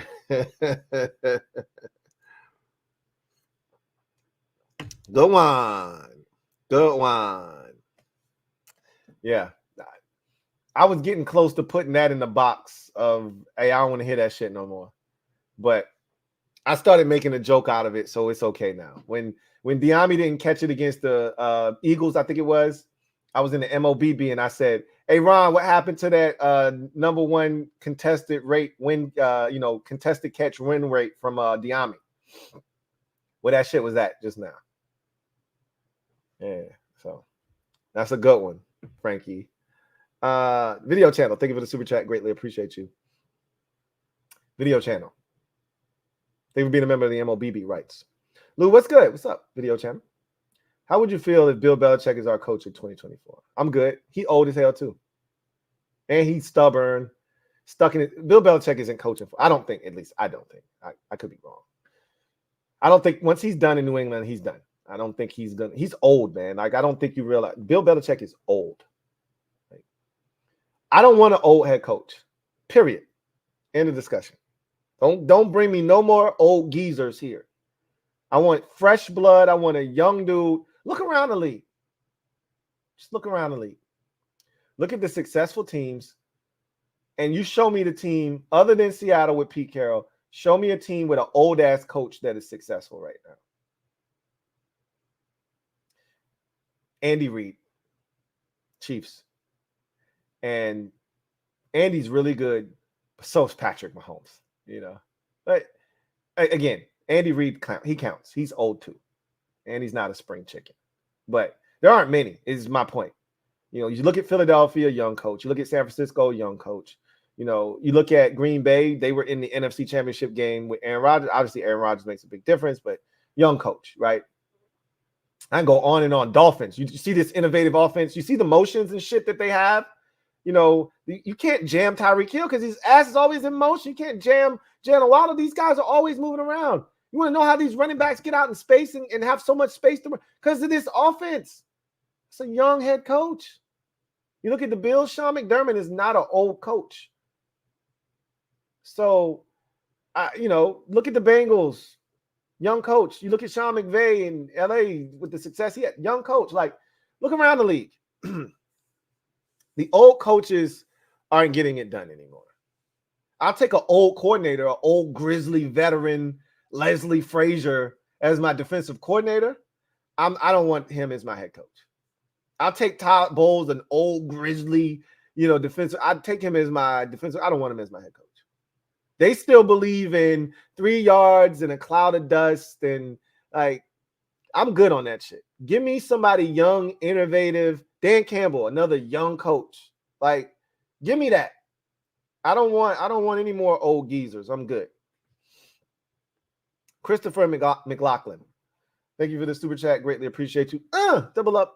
Thank you for doubling up. My guy Chris writes, hey, Lou, what do you believe are defensive struggles with mobile quarterback, scheme, personnel, players, freelancing, and losing gap integrity or other? So why do I believe that those things happen? Again, it goes back to coaching. I think coaching is at the core of everything. Now, some of the freelancing, that's not coaching. That's just guys not being sound in their fundamentals and doing the things that they're being taught to do. But you know what the answer to that is? Sit his ass down. I don't give a shit how good you are. That's how you make an example to the rest of the team. If you can't do it my way, I don't give a shit who you are. Your ass will be standing here next to me. And you got to make it abundantly clear. If you can't do it the way that I ask you to do it, then you won't do it at all. Right? But don't bitch and complain repeatedly over and over again about guys not doing it the right way. You have the control to curtail that immediately. Like Joe Gibbs used to say, if you don't want to be here, I'll help you get out. I'm not going to hold you hostage, but we will do things a certain way. Mobile quarterbacks, the frustration that I have is that with mobile quarterbacks, we tend to lose contain. Like, we went into the game knowing, hey, Josh Allen, you got to flush him left. When he rolls to his left, he does irresponsible things with the football. Case in point, he almost threw a pick in the game, scrambling to his left. And then, if I'm not mistaken, the pick he threw to Kendall Fuller, he rolled to his left. It was like a punt, but still. You let him roll to his right. And remember that first possession of the game on, 3rd and long, he throws a dime to Stephon Diggs on an off-schedule throw. Like, just ridiculous throw, right? You go, that's just Josh Allen, bro. He just joshing right now. Montez Sweat lost contain. Let him get outside of him, and the rest is history. Like, you can't do that. And, if you're going to run twists and stunts and all that good stuff, you got to have a spy, man. You got to have somebody, like, watching this dude and making sure that he doesn't hurt you. And I'm not saying you spy him every single time he drops back, but there should be certain instances where you say, hey, we're going to put a spy on him this time. But we don't play gap sound ball. All of that stuff is included in a lot of the breakdowns when mobile quarterbacks are able to get loose on us. But I also believe a lot of it is coaching. When it's all said and done, it's all coaching. Joe Rockhead, thank you for the super chat. Greatly appreciate you. Thank you for being a member of the MOBB, who writes, Ron gets position flex over position excellence. Yeah. I'd rather have one dude who don't play nothing but that position, who's dominant, than the guy that can play 3 or 4 different positions and he's basic as hell. As a wise man once said, you can't do epic shit with basic people. So you go out there and you keep going and getting the Andrew Wileys because he can play 4 positions on the offensive line. You go out there and you keep getting those Andrew Wileys, man. Go right ahead. All right.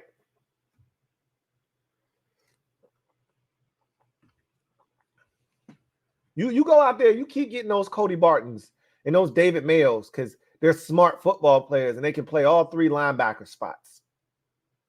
You go right ahead. You keep getting those dudes, man. You keep getting those James Smith-Williams that can kick inside on the 3rd down, which you never do. You keep getting those dudes, man. I love it. Frankie, yo, thank you for the super chat. Greatly appreciate you. Thank you for being a member of the MOBB who writes. Start fast. You a jerk. You know that? I locked it away in the box already. Or I didn't. Nope, you're right. I didn't lock it away. I said I'm thinking about locking it away in the box. I'm close. You're a jerk, though. I see gun sweep to the right for no gain, followed by a 5-yard out to the tight end. Then Sam sacked on 3rd down. I mean, that's the type of shit we've been on. That's the type of time we've been on. You know, got to start fast. JP, thank you for the super chat. Greatly appreciate you. My guy, JP, once again, congratulations to your upcoming wedding. Is that Saturday? I'm guessing. Congratulations in advance. And I'm happy for you, man. If Ronald Rivera is back next year, not going to happen. Fans should just revoke their season tickets. It's year 4 of this regime and same results while other teams are making the offs with 1st and 2nd year coaches. It's not going to happen. And you just named the reason why. Josh Harris is concerned about the fan base. And I'm going to elaborate, I think, tomorrow on the show about that a little bit more. But you just hit the nail on the head. He's not going to be back because of that reason right there. He's already concerned about the damage being done. Like, Josh Harris is like, bro, I've worked tirelessly since I got this job. The first thing that he said he wanted to do was he wanted to build that bridge back to the fan base and get them to come back. He wanted to extend that olive branch to the fans that left, that felt abandoned, that didn't want anything to do with this organization until there was change. He wanted to go and get those fans and bring them back. And so he went out and he put bleachers up in the training camp for training camp. And he vowed to spend $40 million in improvements to FedEx Field, and he's put in new screens and new speakers, and they've improved the Wi-Fi, and they've put railing up, and they've done all of these things to improve. He's lowered concession prices, all of these things to invite fans back out. And then Ronald Rivera is systematically undoing all of the goodwill that he's done, and he sees that. That Bears game was devastating. You know how many fans told me, hey, I'm out? Now, those are the same fans that if we win 3 in a row, they're right back in. They're right back in. But the fact that those fans are saying, hey, I'm out, that's a problem for Josh Harris, because you're trying to make sure that you're bringing as many of these fans back as you can possibly get. You can't put a product on the field like that and expect to keep fans coming and paying money. You know how many people, you guys were here, you were here for the post game, and you know how many people, when I had the phone lines open that next day, you know how many people said, man, I'm just mad I spent that much money. People are willing to spend the money if the product is good. But if I spend $500 for travel, tickets, lodging, whatever, I spend $600 and I show up and that's the shit I get, I'm not doing that again. You can kiss my ass. And that's what Harris is worried about, and he should be.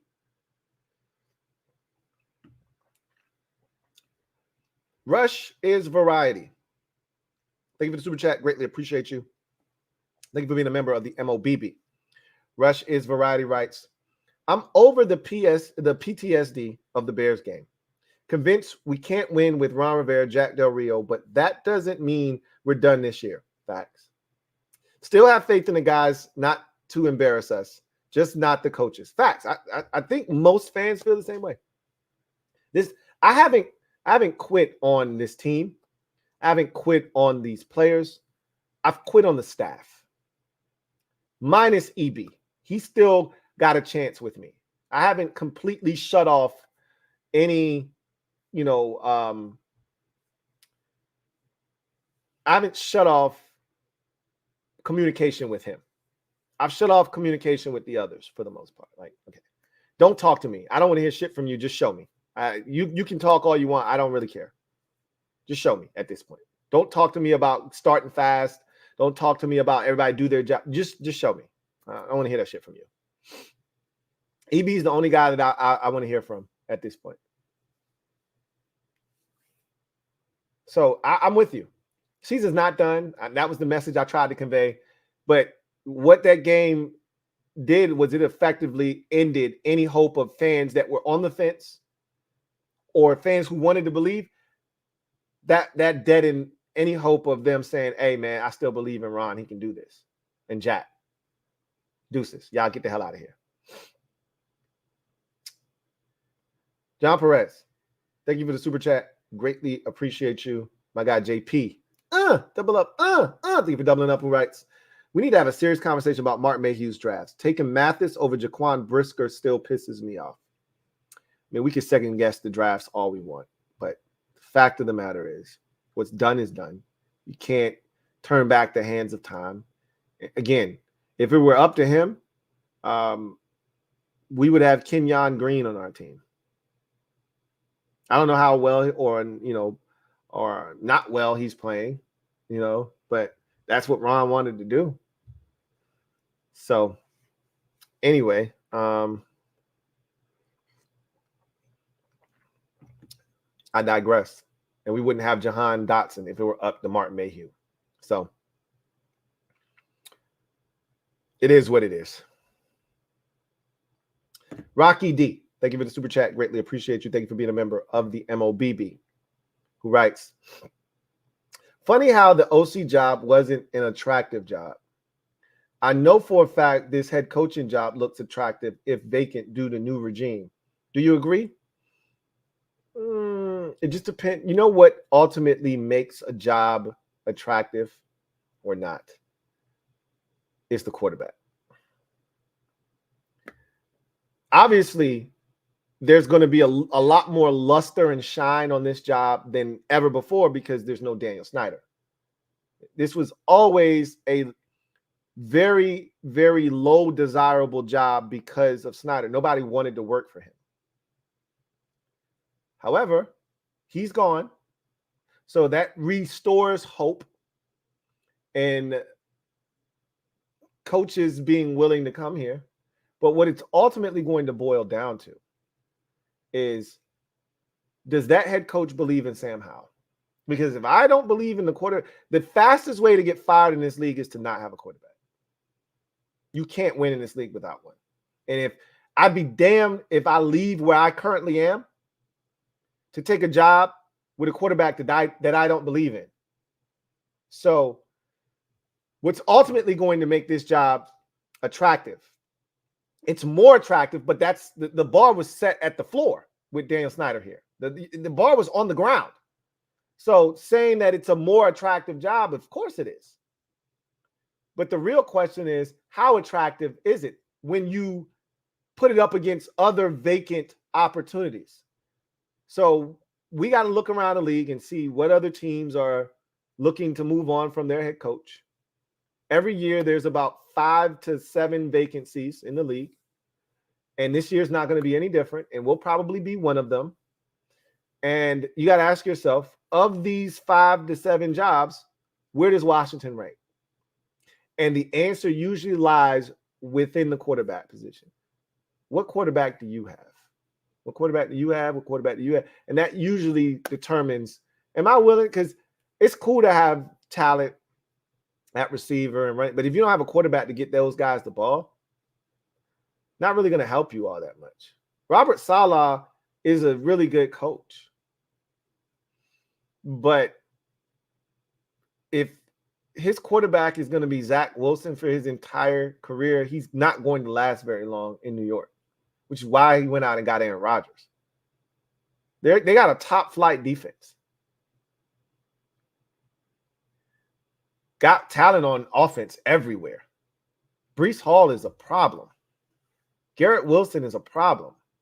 But you don't have a quarterback. You have all the problems you want on offense. You don't have a quarterback, probably going to get fired eventually because you're not going to win very many games.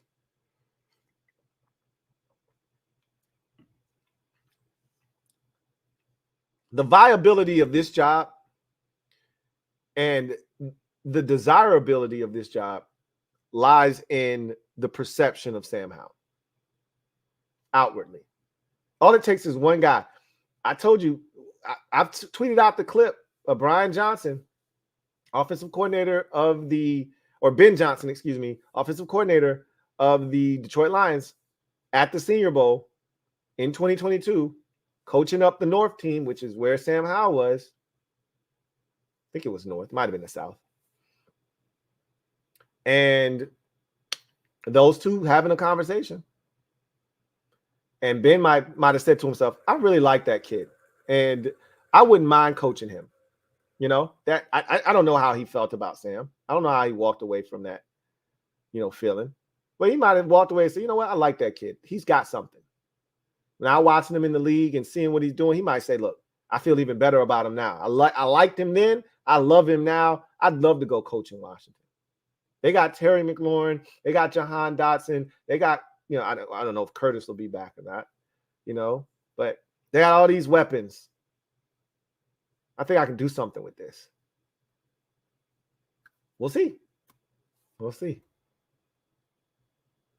John Perez, thank you for the super chat. Greatly appreciate you. JP writes, I'd rather much have Bieniemy as the head coach. Doesn't make sense to have Sam learn a whole new offense again. These final 12 games should be EB's head coach audition. I mean, that sounds good, but ownership might not want anything to do with anybody that's been here. They might just, again, we've done things bass-ackwards for a very long time.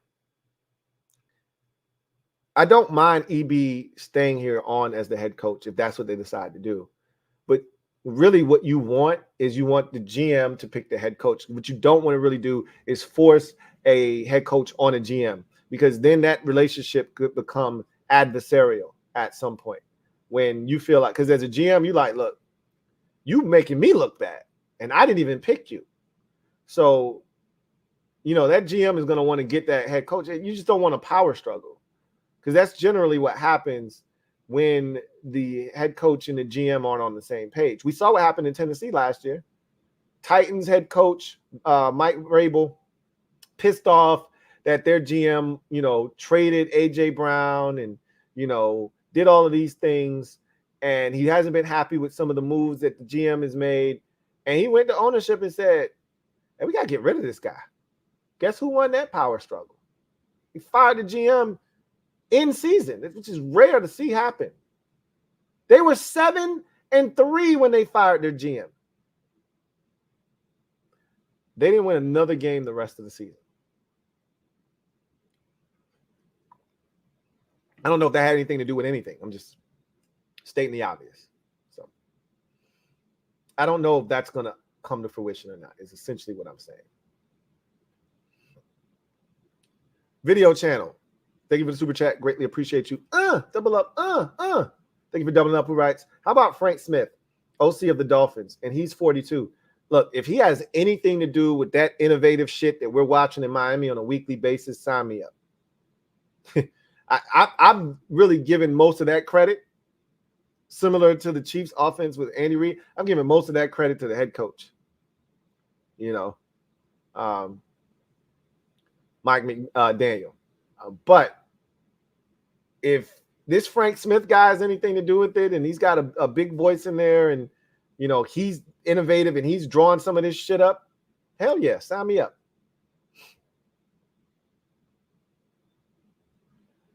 JP, thank you for the super chat. Greatly appreciate you, my guy. John Perez writes, Terry's slow start needs to be addressed. He's the best player on this entire team, and Howell should be force-feeding him every single game. And again, I don't want it to become a situation where you're putting the ball in harm's way trying to get it to Terry. And I don't think that's what they're going to do. But look, don't talk to me about, this is the same shit, same conversation. This is why I'm less tolerant. Same conversation we had last year when we were talking about Scott Turner. Now, I know a lot of y'all want to like EB, so you let them off the hook. I'm not, because I don't like repeating myself. Same shit we said last year, bro. F your scheme. Let's get these playmakers involved, okay? Let's, a little less lip, a little more grip for these players. Okay? I don't want to hear about your scheme. I don't want to hear about progressions. I want to hear about what are you doing actively to get these playmakers more involved. That's what I want to hear. That's it. I don't see any reason why we can't get Terry to football when every week, every team knows Cooper Kupp is the focal point of the Rams offensive attack, and he ends up with 12, 13 catches every week. Make it make sense. Other teams don't seem to have a very tough time getting the football to their best players, and yet somehow we do. Again, make it make sense.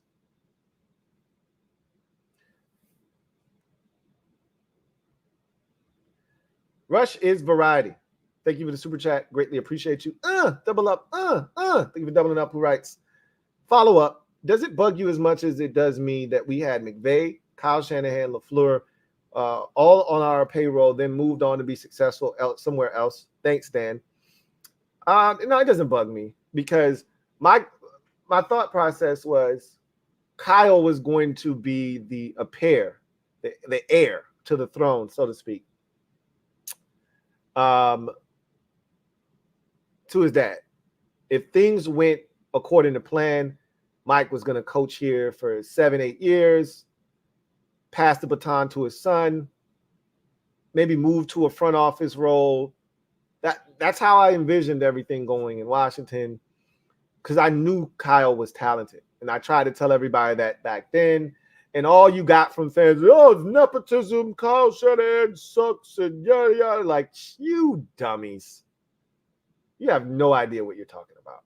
And all Kyle did was just every place he went, top 5 offense here, and it didn't matter who the quarterback was. He had probably top 10 pass offense or offense in general in Cleveland. I don't even remember who their quarterback was. Might have been Derek Anderson. I don't remember. Might have been Brandon Whedon. I don't remember. I just know they were good on offense. He moved on. First, he started in Houston.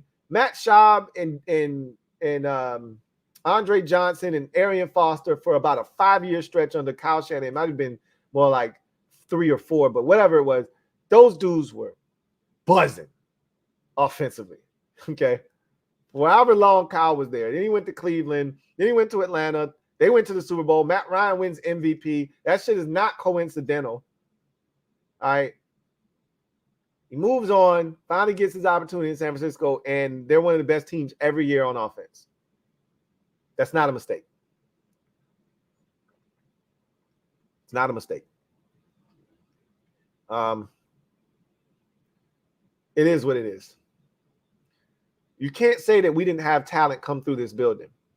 You know, John Schneider was here, the GM for Seattle, who consistently hits it out of the park.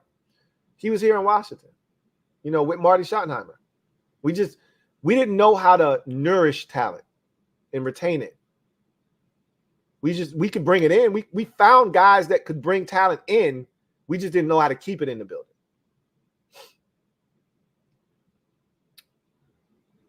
Red Wings 01. Thank you for the super chat. Greatly appreciate you. Thank you for being a member of the MOBB, who writes, thank God the Texans took Green before us. I know you said Ron and Hurney looked at Mayhew funny for that, but I got the impression they genuinely considered it and only took Dotson when Green was gone.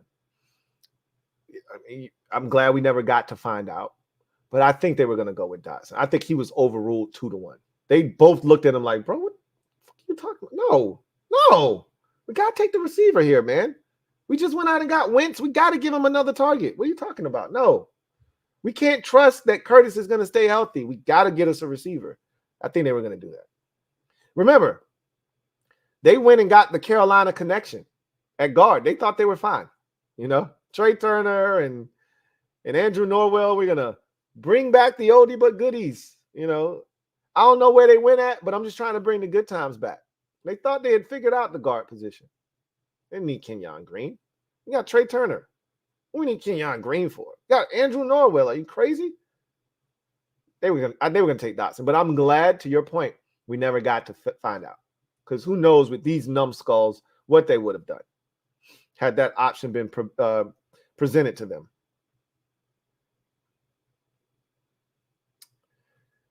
Rush is variety. Thank you for the super chat. Greatly appreciate you. Rush is variety. Writes.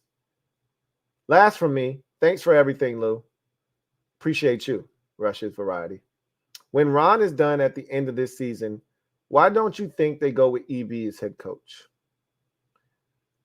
Because I don't know if Josh Harris wants, again, I've said this already. EB has a 12-game audition to show not only us, but the rest of the teams around the league that I can call offense. And if you give me an opportunity with your young quarterback, this is what I can produce for you. It doesn't necessarily have to be here. He's got 12 games remaining to prove to somebody, whether it's us and Harris and company or somewhere else, that he's a viable candidate to be a head coach. Because this was the risk coming here. And he knew the risk. He knew the rules. He knew the parameters. He knew that Ron was going into a pivotal year and there was going to be an ownership change here. And he knew that he could be out on the streets. Like, if EB doesn't successfully convince someone, including Josh Harris and company, that he is fit to be an NFL head coach and ready for that opportunity, where does he go? I mean, he could go back to Andy Reid's staff. He just won't be the offensive coordinator. I mean, where does he go? Maybe somebody will give him. I mean, the Steelers could definitely use a new offensive coordinator. And Tomlin's all about giving brothers opportunities. Thank God there's somebody in the league making sure brothers stay employed.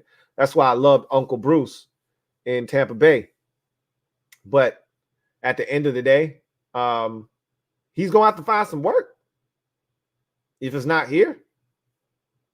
So he got 12 games to prove to them that he belongs here. And just because you're a good offensive coach doesn't mean you're a good head coach, right? But we'll see. We'll see. He got 12 games to prove to them that he deserves an opportunity. Frankie, yo. Thank you for the super chat. Greatly appreciate you. Writes, I apologize for being a jerk. Appreciate you, Lou. Don't try to apologize now. You pulled out every term in the book. You know you're my guy, Frankie, yo. Appreciate you. The Phillies Ace 34. Thank you for the super chat. Greatly appreciate you. Thank you for being a member of the MOBB who writes, my friend Louie, isn't it ironic your team is playing where Braves are, and let's hope Washington and Phillies put the the A out of their misery. Let's go Eagles. It is ironic. I didn't even think about it that way. But my Braves are fighting for their lives. I got the 2 pitchers left. And that I believe if we can't beat Ranger Suarez, then if he beats us twice, we deserve to be eliminated. I'll just say that. I knew y'all were going to win game 3. I told you that Bryce Elder stinks. If Uncle Charlie were pitching tonight, I think it would have been a different story, and I would have been a lot more confident. But that's why it was important that you guys won a game in Atlanta, because you put us behind the 8 ball, because we weren't going to win game 3. So now it comes down to Ranger Suarez against one of our aces in Spencer Strider. And if we can't win, then we don't deserve to have a game 5 in advance. So we'll see what happens.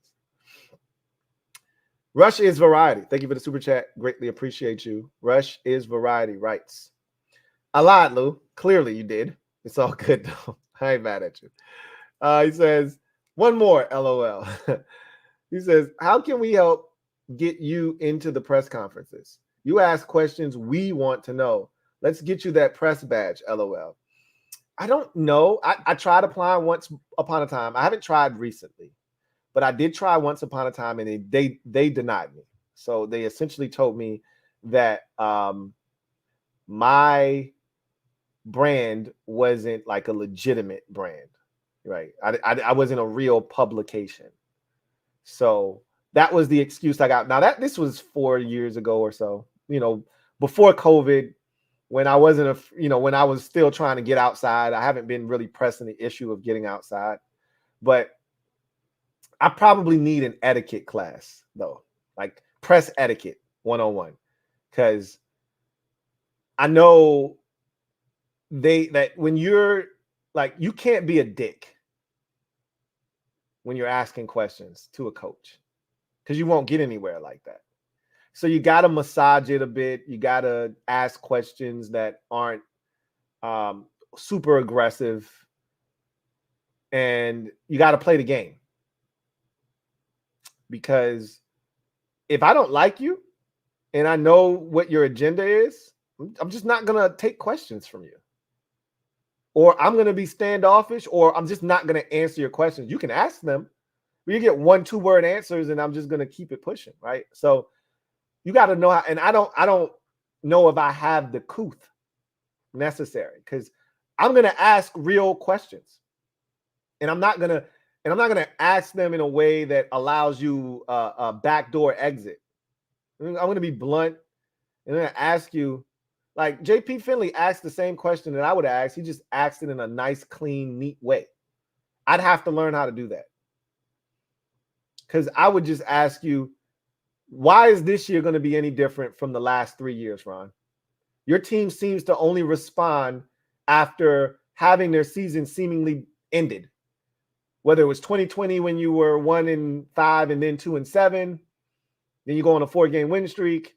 2021 when you were 2-6, seemingly left for dead, coming off the bye, staring the Super Bowl defending champions in the face. Or 2022 when you were 1-4, heartbreaking loss against the Titans. Nobody's really checking for you at that point, and you barely scraped through and got by the Bears. What's different about this year? How do you respond to that question? Because now I'm a dick, because I just asked you a question in a way that makes you look like you're inept. So I don't know if I'm cut out for that or not. But boy, I would love to ask some questions. I don't know if I'll get the answers, but I'd love to ask some questions. But the media does a pretty solid job. They got to play the game. I don't have to play the game. They do. This is their livelihood. This is what they get paid to do. They work for publications. You don't want to piss off the coach, because then you're not going to get any, interviews for your articles that you're writing. And so you're not going to get access to the players. So you got to play the game.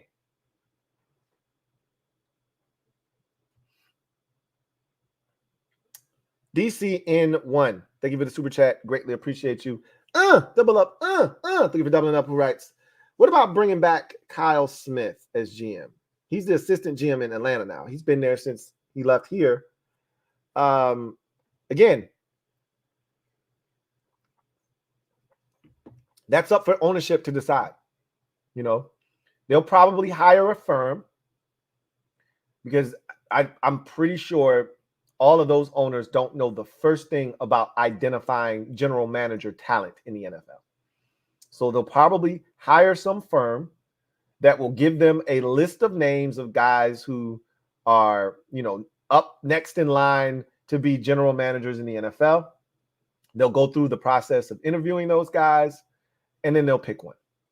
If Kyle Smith is on that list, he'll get a shot. If he's not, he won't. So we'll see what happens. Beloved Rain 44, thank you for the super chat. Greatly appreciate you. Beloved Rain 44 writes, hey Lou, when they clean house, I'd like them to keep the OC, quarterback coach, and D-line coach. Everyone else, fly like it. Cardinal. I guess so you had to switch it up. You didn't want to say Eagle, huh? I ain't mad at you for that.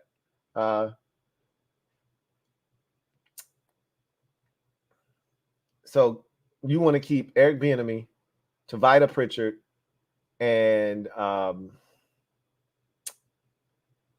what is the name of the damn D-line coach?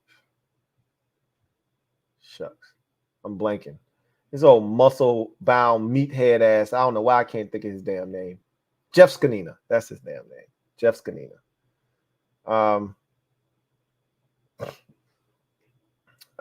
All those guys so far seem to be doing a solid job. We'll see. We'll see what happens with them.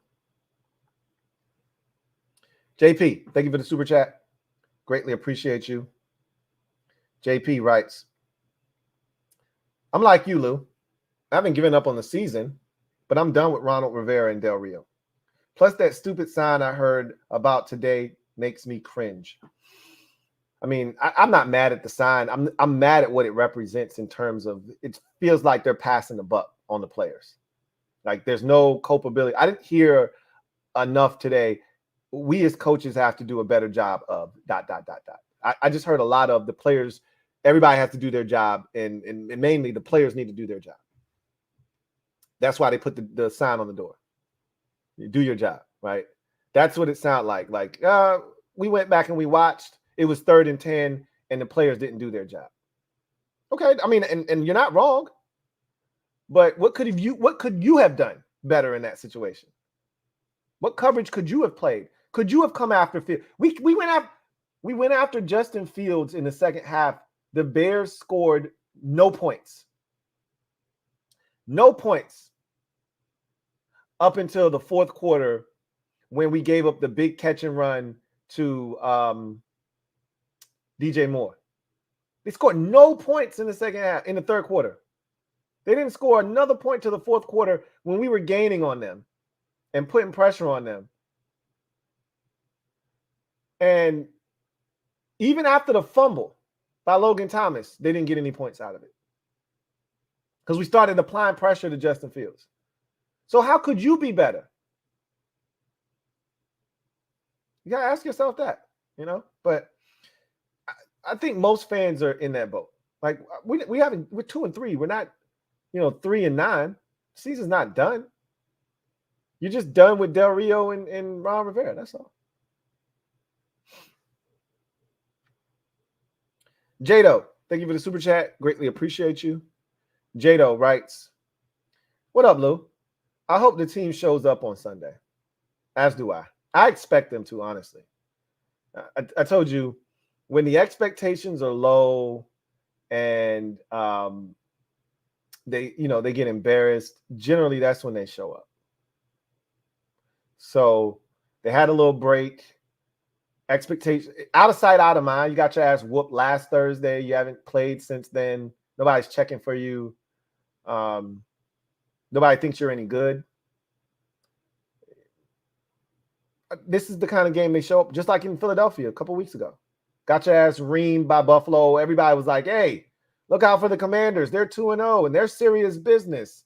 And then you get beat 37-3, and everybody, same old Commanders. They ain't shit. And so now you're under the radar again. You're 8.5-point underdogs to the Eagles. And what do? They go in there and they almost win. Should have won. Similar spot, but I just don't trust them right now. They got to prove it. I'm tired of putting blind faith in this group. They got to show me. Chauncey Davis, thank you for the super chat. Greatly appreciate you. Triple OG, thank you for being a member of the MOBB. Writes, breathe and keep making sense to the last 2 weeks. And look, normally me and you are on the same page, OG. Ain't no breathing this time around. We've taken enough deep breaths.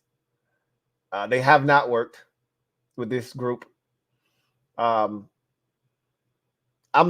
here for Sam.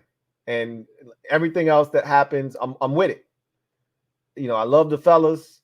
I'm rooting for Tez. I'm rooting for Terry and Jahan and Jonathan and Duran and all the guys. I'm rooting for everybody, all the players. I'm rooting for this team. You know that. But I'm at the point now where I realize that there's no winning big with this group. You're just spinning your wheels in place. We keep expecting better, but we get the same results. So what are we going to do? Are we going to keep doing this, which by definition is insanity, and expecting different results? Or are we going to try something different? I think we're all at the point now where we're ready to try something different. We just got to be patient. It's no need to try something different in week 6 with the coaching staff. Just leave it as is. Because what are you really going to accomplish by doing that right now? Just leave it alone. Time will reveal what needs to be done. Barry Curtis Jr., thank you for the super chat. Greatly appreciate you. Thank you for being a member of the MOBB, who writes, film thoughts. 1, John Allen was bad. Chase got a lot of pressure.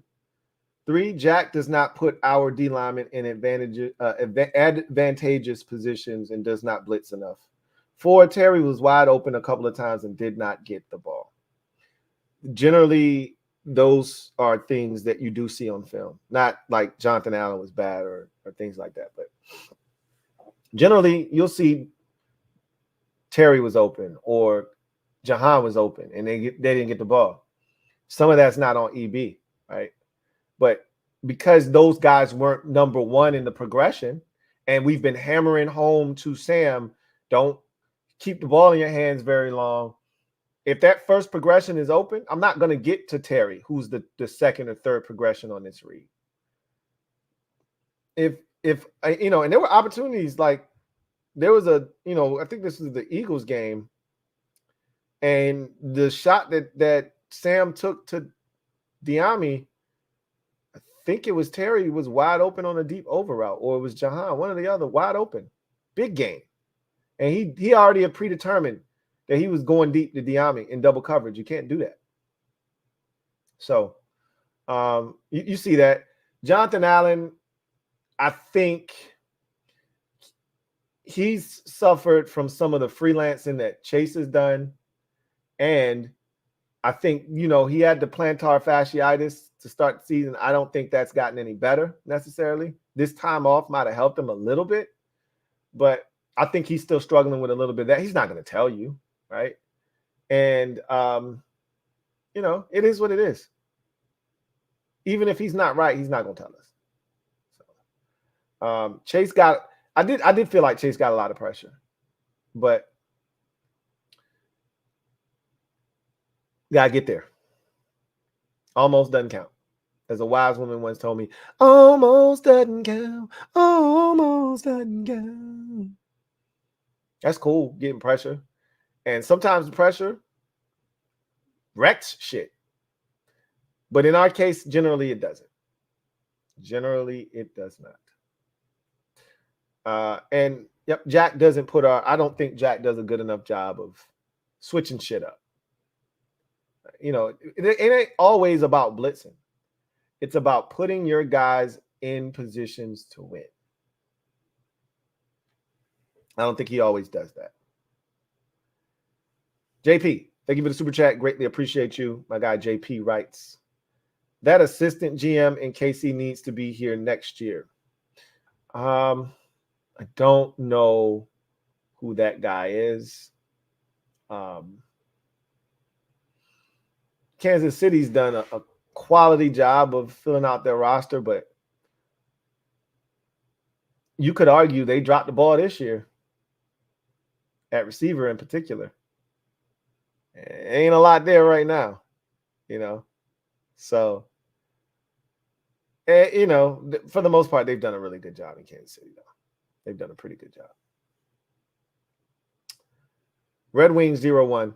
Thank you for the super chat. Greatly appreciate you. Double up. Thank you for doubling up. Who writes, if EB becomes head coach, I know he'd want to get his hands on Brock Bowers. I'd like him or a tackle like Patrick Paul or J.C. Latham. We're not getting Fashanu or Alt.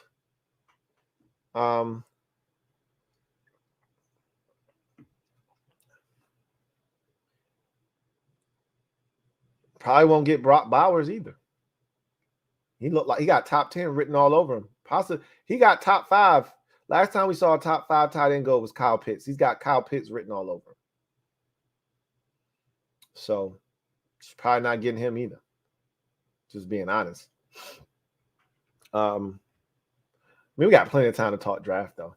We'll see what happens. I think the first priority of this team has to be tackle. I'd love a tight end. We've seen this in the league. You don't have to draft a tight end in the first round to get a guy, to get a dog. Look at what the Iowa tight end is doing in Detroit right now.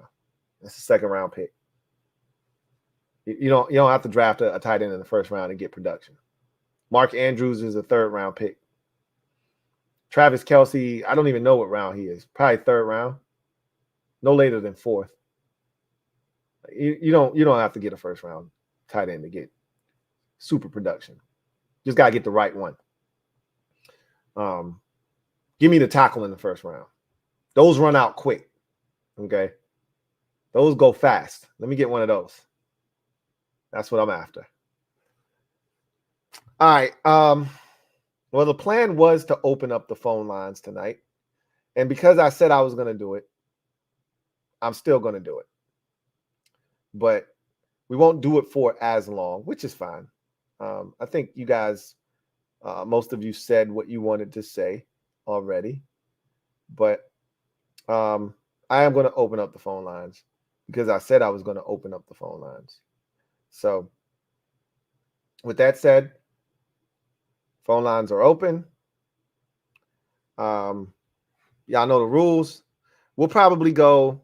We're closing in on midnight, so we'll go for the next. Let's call it an hour till like 1 a.m. If you're out there and you want to call in, be my guest. 5-minute increments. Once you get to that 5 minutes, I'm going to give you that, hey, man, it was nice talking to you. That's your cue to get off the damn phone. If you want to keep talking, violators will be prosecuted. Okay? Just understand that. So there's the number.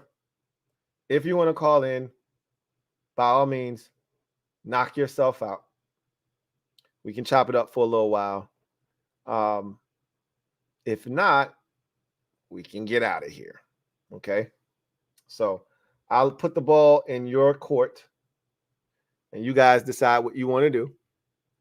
All right? So got a call. Going to go ahead and take it. You're on live with your man, Louie T. Who am I speaking with? Joe Rockhead. What's going on, Joe? Man, I'm chilling, just doing this late night with Louie, man, as always. Hey, I appreciate you, as always. I appreciate you even more. So, man, I just want to talk about my man, Sam Howell. Okay. Because I feel he's the only reason really watching, keeping up with this thing. My concern, of course, is I don't want him to be in a situation like with Jason Campbell where he keeps having to flip through offensive coordinators every year. Right. Even though I think he's a smart guy, I mean, I know he had a pretty good one-lick score, so I'm not worried about his intelligence able to do it. Mm-hmm. But for a guy who, we want him to have the best, launch pad of his career. Uh-oh. What did I just do? I'm sorry, Joe. That was a good call, too. I know where you were going with that. Call back, Joe. I'm sorry. I hit the wrong button. Anyway. I'm going to call back, Joe. I'm going to make sure you get through. Call back. I apologize for that. Hit the wrong button.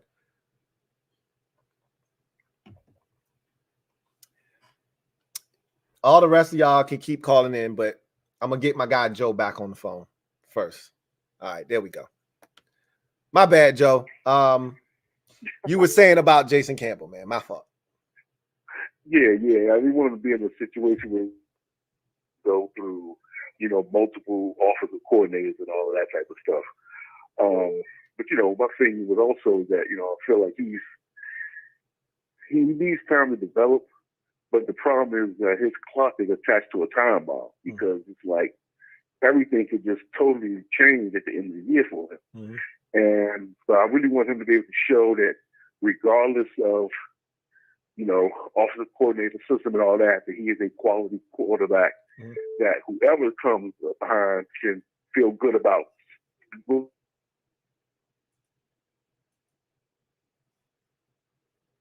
Uh-oh, Joe. This one isn't on me. You still with me, Joe?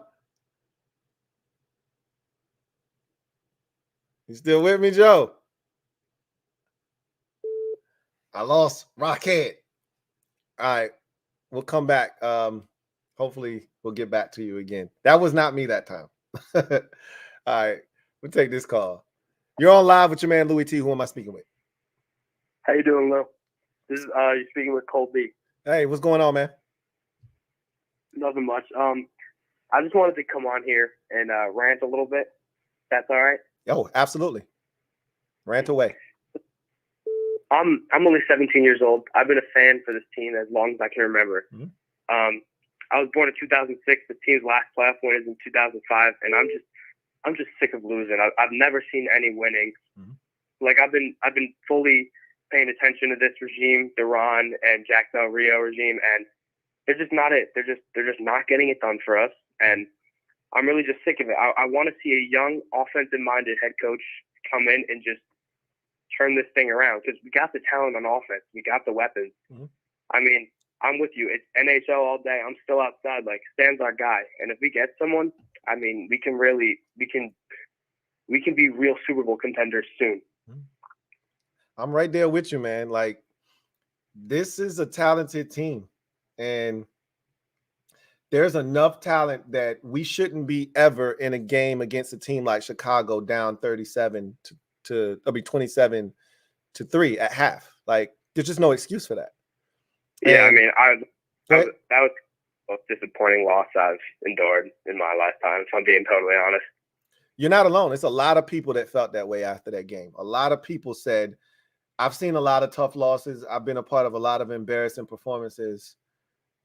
I think that one, and we've seen some really bad ones, but usually we get beat up by good teams, you know? Like when the Steelers came in here week 1, 2016, Antonio Brown was twerking on us. The Monday Night Massacre against Vic and the Eagles. These are good teams that we lost to, right? The swinging gate against the Giants in 2009, like those were good teams, though. The Bears were winless.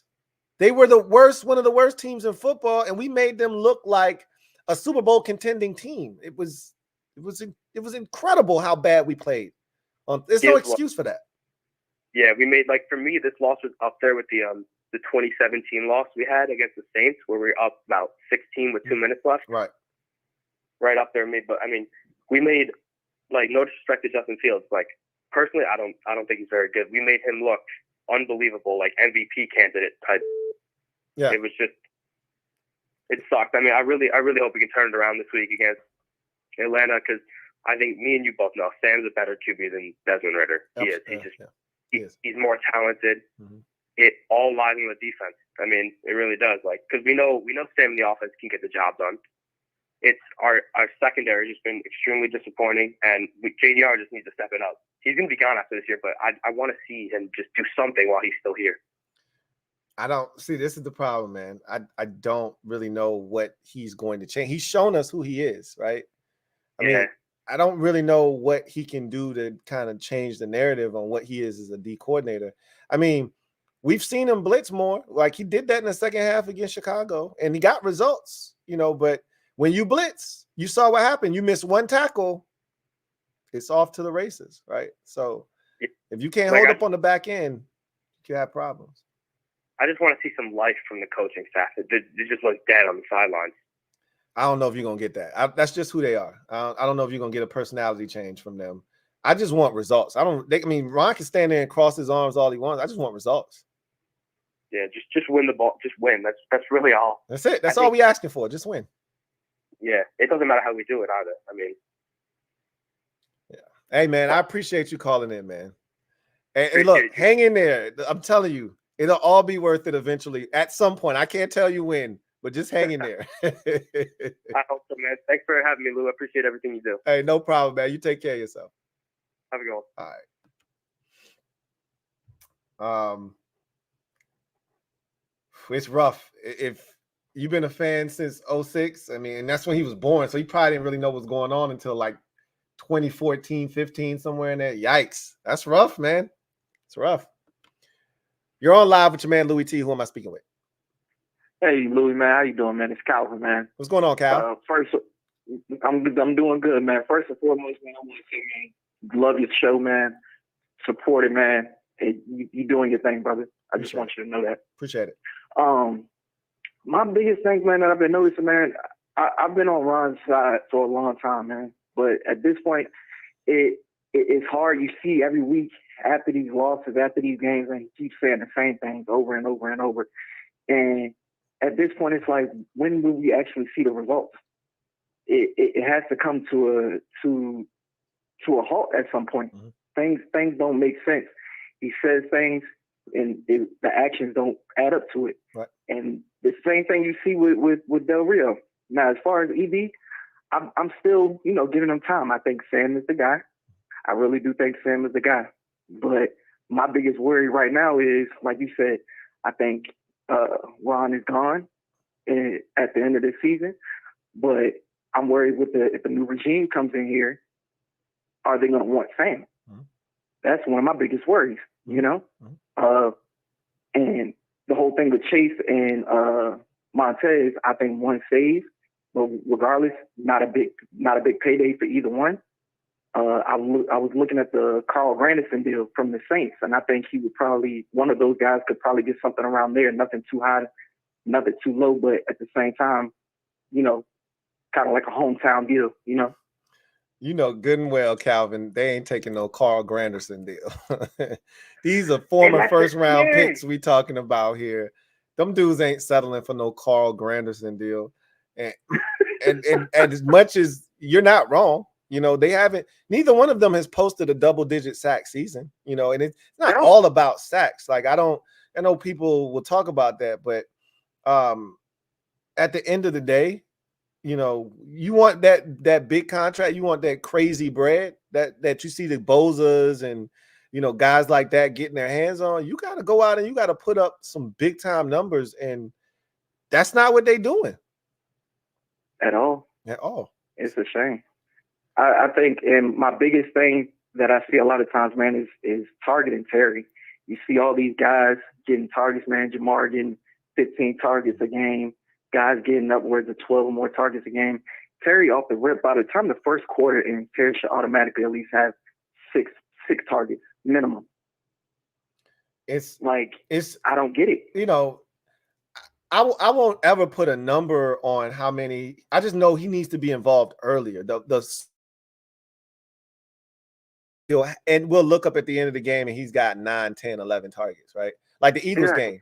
He had 8 catches. I think he had like 9 or 10 targets, but he got involved early. The earlier you get him involved in the offense, the better it is. Every time we struggle on offense and we look up and Terry's only got 4 or 5 targets, it's one of those games where he wasn't targeted until the second quarter or the third quarter. He's, first target. You're like, what is going on? Like, that doesn't make any sense. Absolutely, man. I don't understand that. You would never see the Bills go. And if they do, it's a problem because Stephon, and that's the problem I think with Terry, and I love him to death.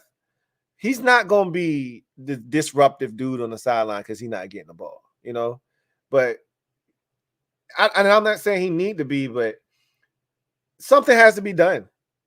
He got to be more involved. It doesn't make any sense. He got to get more. He's got to be more involved in this offense. Absolutely, I definitely agree with you, man. And lastly, man, I just think after seeing that Chicago game, man, I've seen a lot of games. I've been a fan for a long time, man, over 20 years, and that it hurt. It hurt a lot. Like I probably haven't been that upset since that Seahawks loss in 2012. Yeah, like I was highly upset, and for this to not even be a playoff game this early in the season, to be able to pull those type of emotions out of your fans is crazy. It's hard every week. You see somebody, you see your team, and it's like you can't even be going there confidently telling somebody else, "Hey, I know we're gonna win." Right. It's a sucky feeling, man. Yeah. But Lou, you the man. You the man, dude. I just want you to know that, man. Definitely support. I'm gonna try to get into the MLB one at some point, man. But definitely keep doing your thing, man. Hey, man, I appreciate you, Kyle. Take care of yourself. You too, man. Bye. that right there, that call right there. I'm pretty sure y'all heard what Calvin just said, but that call right there is indicative of what Josh Harris does not want. And that is the problem that he faces, and he knows it, and this is why Ron will not be back. That loss against Chicago was so debilitating to the fan base because there's no explaining that. There's no way to rationalize that kind of performance on that stage against that team. You got fans saying, bro, like that's the most upset I've been after a loss since 2012, a playoff game. He said, and he eloquently expressed that I have no business being that upset about a loss in week 5 and comparing it to that of a loss against a team in the playoffs. But that's how bad of a loss that was. And that's the kind of emotion that you were evoking out of fans. And that is not what you want if you're Josh Harris. So there's a lot to unpack. And that's why I think irreparable damage was done to Ron and Jack and company in that game. You can't lose to the Bears in that manner on that stage and not have it be some repercussions. So, all right. Got another call. I'm going to go ahead and take it. You're on live with your man, Louie T. Who am I speaking with? Lou, this is Travis, Rush's Variety. Oh, what's going on, Rush's Variety? What's going on, man? Oh, just trying to take it in. Hey, man, real quick, I gotta say, I live in Denver, so I've been here like 15 years, but I just gotta reach out and say I appreciate everything that you do. I've been following this team my whole life. I'm 35, and I've been to one DC home game, and that was RG3's rookie year against the Bengals and Jay Gruden. But anyway, I just wanted to throw that out there. I really appreciate what you do. I try to pop in on the super chats as much as I can, but I'm a dad of 2 daughters, so I got to make shit work. I feel you on that, man. I appreciate you. Thank you so much. Yeah, of course. Hey, one thing that's been going through my head is that we got a really talented team, not top to bottom. I mean, there's holes everywhere, just like there always is. But, I mean, if let's just say we do end up actually having a good rest of the year and having a good season, making the playoffs, and knock on wood, but actually winning a playoff game, I still don't want Ron Rivera or Jack Del Rio, but I mean, at what point do you roll the dice next year? Just hypothetically saying we have a good rest of the year, make the playoffs, all that. At what point do you draw the line and say, you know what, you had a good rest of the year, but you're still not cutting it. Let's move on. I mean, that's a great question, because I think that is really going to be predicated on just how the rest of the season goes. To your point, like, so let's go with the scenario that you posed. You say you win 10 games, and that's good enough to get you the 7 seed. You're the final team in the playoffs in the NFC. You make it, you get in, and just say the 7 seed is playing the 2 seed, which that's the death sentence. Let's change that, because ain't no way, you're beating the 49ers at it. But it could be the Eagles, right? It could be the Eagles that's the 2 seed, you're the 7 seed, and we go to Philadelphia and we beat them, right? That's not impossible. So let's just stick with that scenario. You're the 7 seed, you win 10 games, you go 10-7, and you go to Philadelphia in wild card weekend and you beat the Eagles, and in the divisional round you play the 49ers and they mop the floor with you. But who thought we would be there after losing to the Bears in the manner that we just did, right? So now you got to assess, if you're Josh Harris and the rest of this group, where the morale is of the fan base. How good do you feel about this team moving forward? And do you think these are the guys that are capable of taking you to that next step, right? They got you to the playoffs. You know this team is talented. In your heart of hearts, as a owner, are these the right men to take this group of players, this young quarterback, and take them to the next level and get them into the championship game? right? I think they already have made up their mind and making that assessment, but it's a lot of football left. You know, there's 12 games left for them to prove that Bears game was a fluke. But this is the problem. If you're a fan of this team and you've been following Ron since he got here, then you know that's not a fluke, right? We've seen these types of lackluster performances before, maybe not to that degree, but the slow starts in games, the slow starts in seasons, you're digging yourself holes, having to dig yourself out of it, you know, imploding at the end of seasons after fighting your way back to 500 or slightly above it. We've seen this over and over again. Is this going to change? I don't know. They better start winning and winning fast. Yeah, absolutely. And I keep feeling, I'm thinking I'm stupid just by thinking like, oh, you know what? We got the best team we've had in the last few years. Mm-hmm. I mean, it's got to be evident to JDR that we need to make some changes, blitz a little more, do something that's going to change what we do. But it always comes back to the same old thing. And I want to be outside, but it's raining, dude. I got the umbrella out. So it's crazy, man. I hold on to hope that, this is the year we're turning around, got a good team. But I mean, they keep getting put in positions to where they're not going to be successful. And even if we win out, or not win out, but if we have a good showing the rest of the year, it puts us in a bad spot, because we're going to have a good team with okay coaches, maybe.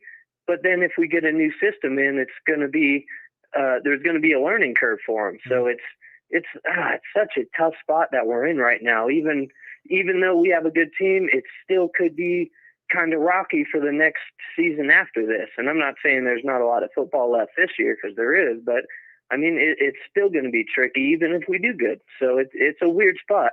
It is. And that's why they, bought the team, and this is why they put themselves in this position. They're going to have a tough decision to make. And we hope that they do right by Sam, but at the end of the day, they got to do right by the entire organization. So we'll see what happens. But, man, Rush is variety. Thank you for calling in, man. I appreciate you. And keep holding us down over there in the I guess that's the mountain time zone. Yeah, keep holding us Rocky down. Mountain area.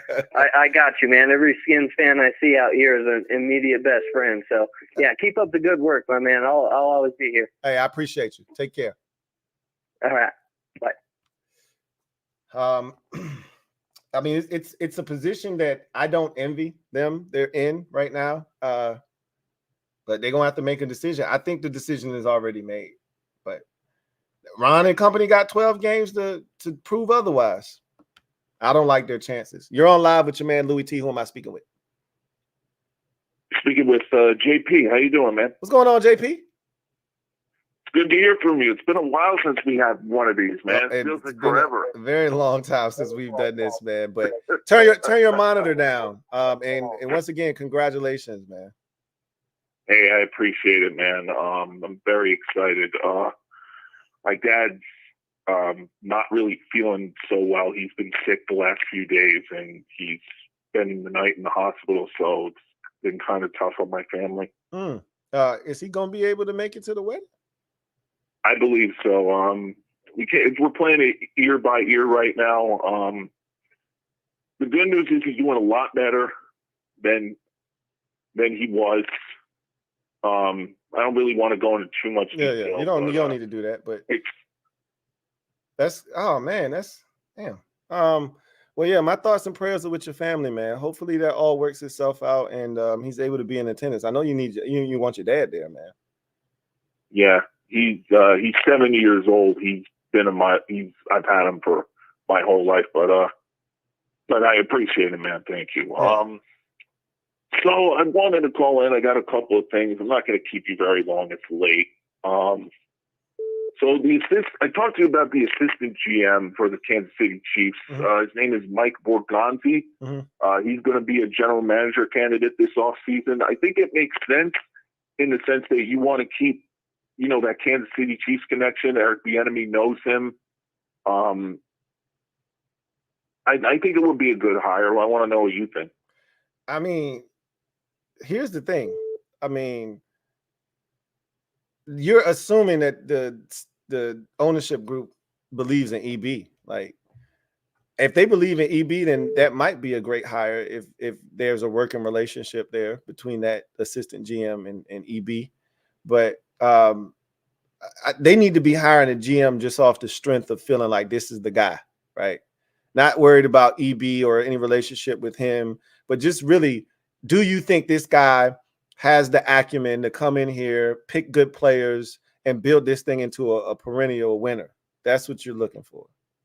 And if that guy jives with EB, if that's who you think should be the head coach, if that guy believes in EB and wants to make him the head coach, so be it. But I don't know if you should be basing any decisions off of guys that are currently here. I'll just say that. I agree. I understand with that. But at the same time, those guys from Kansas City, they breed winners over there in Kansas City. And if you can coach somebody from that organization, it's always usually an A+ hire because they got great football people in that organization. But if they decide to go in a different direction, I want Eric Bieniemy as the head coach. He's got 12 games to prove it. I think he's gotten a lot out of Sam Howell, a lot more than I thought we were going to get. And in terms of Sam Howell, you don't want to give this guy his third coordinator in 2 seasons. I mean, you saw what happened. You see it all the time in the NFL. You get guys, young quarterbacks, you give them like 2 or 3 coaching staffs every year. They get like 2 or 3 play callers in his ear. Then after like 4 or 5 years, like, yeah, this guy stinks. Sometimes it's the play caller, sometimes it's the player's talent, and he's not good enough. But we don't need that to happen to this, Sam. Yeah, and I agree. I wanted to talk, and another thing I wanted to talk about was the defense. And after the Bears, I didn't get to call into your live show on Friday because I was working. I'm so disgusted with the way that game went, and the fact that Jack Del Rio continues to do the same shit and not putting his players in the best positions to win. Chase Young is actually, as you know, I've been Team Chase Young off season. That I understand why they declined his 5th-year option because they wanted him to prove it. But it may not even matter because Ronald Rivera and Jack Del Rio, these guys aren't going to be here next year. So what does it even matter? But Chase has been playing pretty well. I'm surprised. He's gotten the pressures. He's trying to win his one-on-one matchups. But Jack Del Rio, I can't take any more of his play calling. And the fact that we've ignored linebacker for far too long. I'm not the biggest Jamin Davis fan in the world, but he's solid. We need more production out of a guy who we picked in the first round. That's just my opinion. I agree with you, JP. That's been part of the problem is we haven't gotten enough out of these first round picks.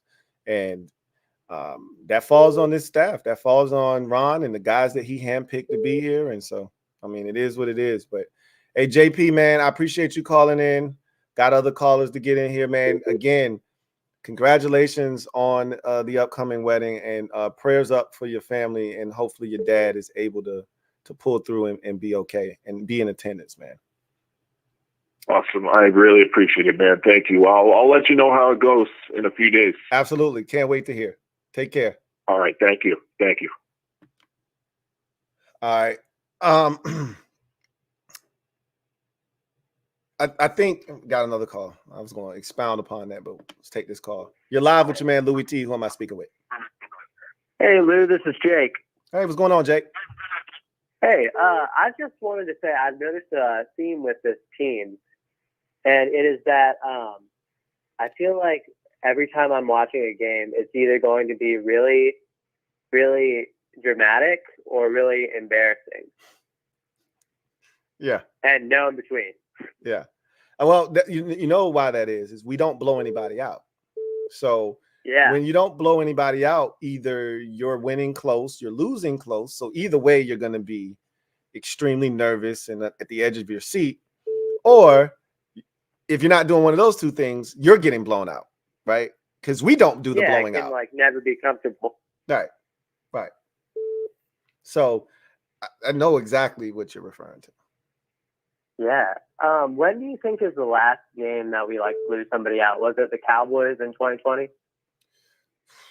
No, I mean we've probably, I mean, we beat up the Texans pretty good. I mean, it wasn't as good as we wanted to, but we were never threatened in that game. I mean, we were up 20-0. I think we ended up winning like 23-10 or something like that. I mean, they were never really close to us. That was a pretty comfortable win.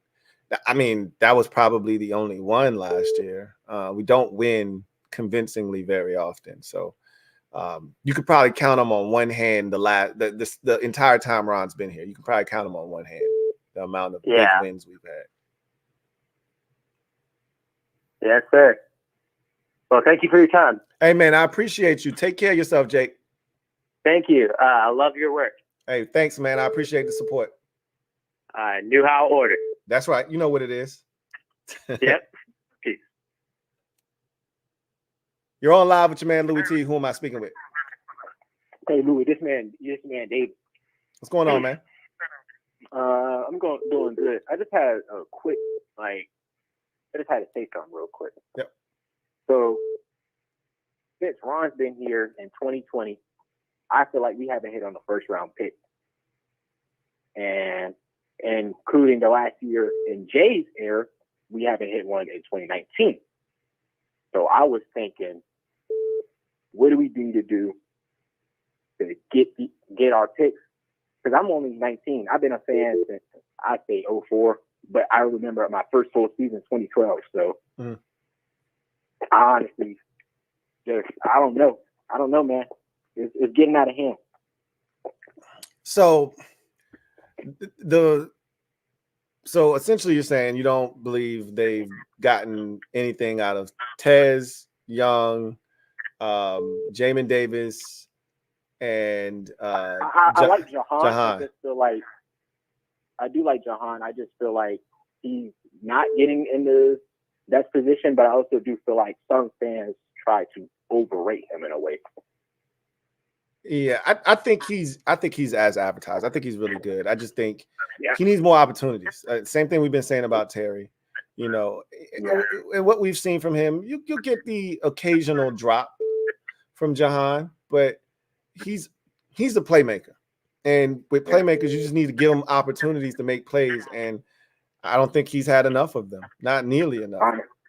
I honestly feel like Scott put him in the best opportunities last year than what EB's doing so far through the first 5 weeks. I don't know. Maybe that's just me. I think Scott. So my problem with Scott was there was a lot wrong fundamentally with Scott. One, we didn't really have a run game which to speak of with Scott. I thought that he was too caught up in his scheme, and you could argue EB is the same way, but EB's and Scott used to get guys open too, but I felt like everything was basic with Scott. It was the same concepts, the same mesh concepts, the same shit over and over and over again. There was really no variety to it. He again, situationally, he was terrible. I don't feel that way with EB. I just think I need to see a little bit more variety from EB. So, you know, I know you want to run the things that work, but you got to throw them something different. But I've seen some real cute plays from EB. I've seen some diversity in certain, you know, areas, especially in the red zone. We've been pretty effective once we've gotten down inside the 10-yard line. We found ways to get it in the end zone. So, and even on the 2-point conversion, Antonio Gibson was wide ass open, and Sam just didn't see him. Right. So I think EB's doing a pretty good job. One of the big problems with Scott, we couldn't get in the end zone. We get in the red zone. He was drawing up terrible plays, you know. So we'll see. I think they just got it. I think my one criticism of EB is I think he needs to use the screen game a little bit more. And I think we need to get our playmakers more involved earlier in ball games, you know? Yeah, most definitely. Because as I was watching Sunday, I just seen Kenny just targeting George over and over. And I'm like, why can't we do this? I mean, every wide receiver one I see is just getting like 10, 15 targets. And Terry only got 8 against the depleted Brown secondary. And I'm like, where's our guy at? Why is he not eating? You know, he's got his little napkin tucked in, ready to feast, but he's starving. Yeah. And that's got to change. And I'm hoping this little pseudo bye gave them an opportunity to kind of assess that and say, hey, we got to do more to get these guys involved. Ron sounded like he had a conversation with him about it. So I'm hopeful that we'll see some changes here in Atlanta. And I'll know right away, because if we go the first quarter and Terry doesn't have a target, then nothing's changed. But if that first possession they come out, and I don't care if it's a screen, right? If they throw it to Jahan or Terry on the first 2-3 plays of the game, I know there was a conversation that was had. Yeah. So, hey man, I got one. Go ahead. You got one more? You got about 20 seconds left. Yeah, just one more. So I was thinking, even if like we do how we did last year, and you know how we started off cold, hit the hot streak, went on a bye, and we lost 3 in a row, and then we got eliminated. Do you think if that happens, do you think Ron gets fired after the game we get eliminated, or does he just stay for that last game? It just depends on when it is. I think the most likely scenario is Ron gets fired at the bye. If we're not in playoff contention, we have a week 14 bye. That is the perfect time to move on from whoever you're planning on moving on from. So I think that'll be when it happens, honestly speaking. All right, Louie. You have a good one, man. Man, take care. You too. All right. You're on live with your man, Louie T. Who am I speaking with? Louie T. It's Chauncey Davis. Oh, CD. What's going on? OG, triple OG. Man, turn your monitor down. Turn your monitor down. We hear the echo in the background. Turn your monitor down. Okay. All right. Man, I had to come down in the garage, man. And but I'm this scenario with Ron and Jack. Mm-hmm. Now for me, this has been over 50 years ago. It's like that first girlfriend. Mm-hmm. You get to a point and everything is stuck. Yeah. I mean, that's where we at right now, right? Like, feel like we just running in place. Yeah. Ron, I think the record speaks for itself with Ron, the good that he did for the organization when he first got him. So we can't deny that. Right. But it just seems like, and I hate to say with both of them, it seems like the game has just passed them by. The way they do things is like they're stuck in the 80s and 90s. It is. I agree. Yeah, that don't work today. But I'm gonna use one of your phrases. A wise woman or man once told me that some people are only in your life for a season. That's right. And I think Ron and Jack's season is done. Absolutely, I agree with that. They were here for a reason. They served their purpose, and their season is come and gone, and that's okay. There's nothing wrong with admitting that. Hey, man, you got us as far as you could take us. Now we gotta let somebody else take the baton from you and carry it the rest of the way. Right.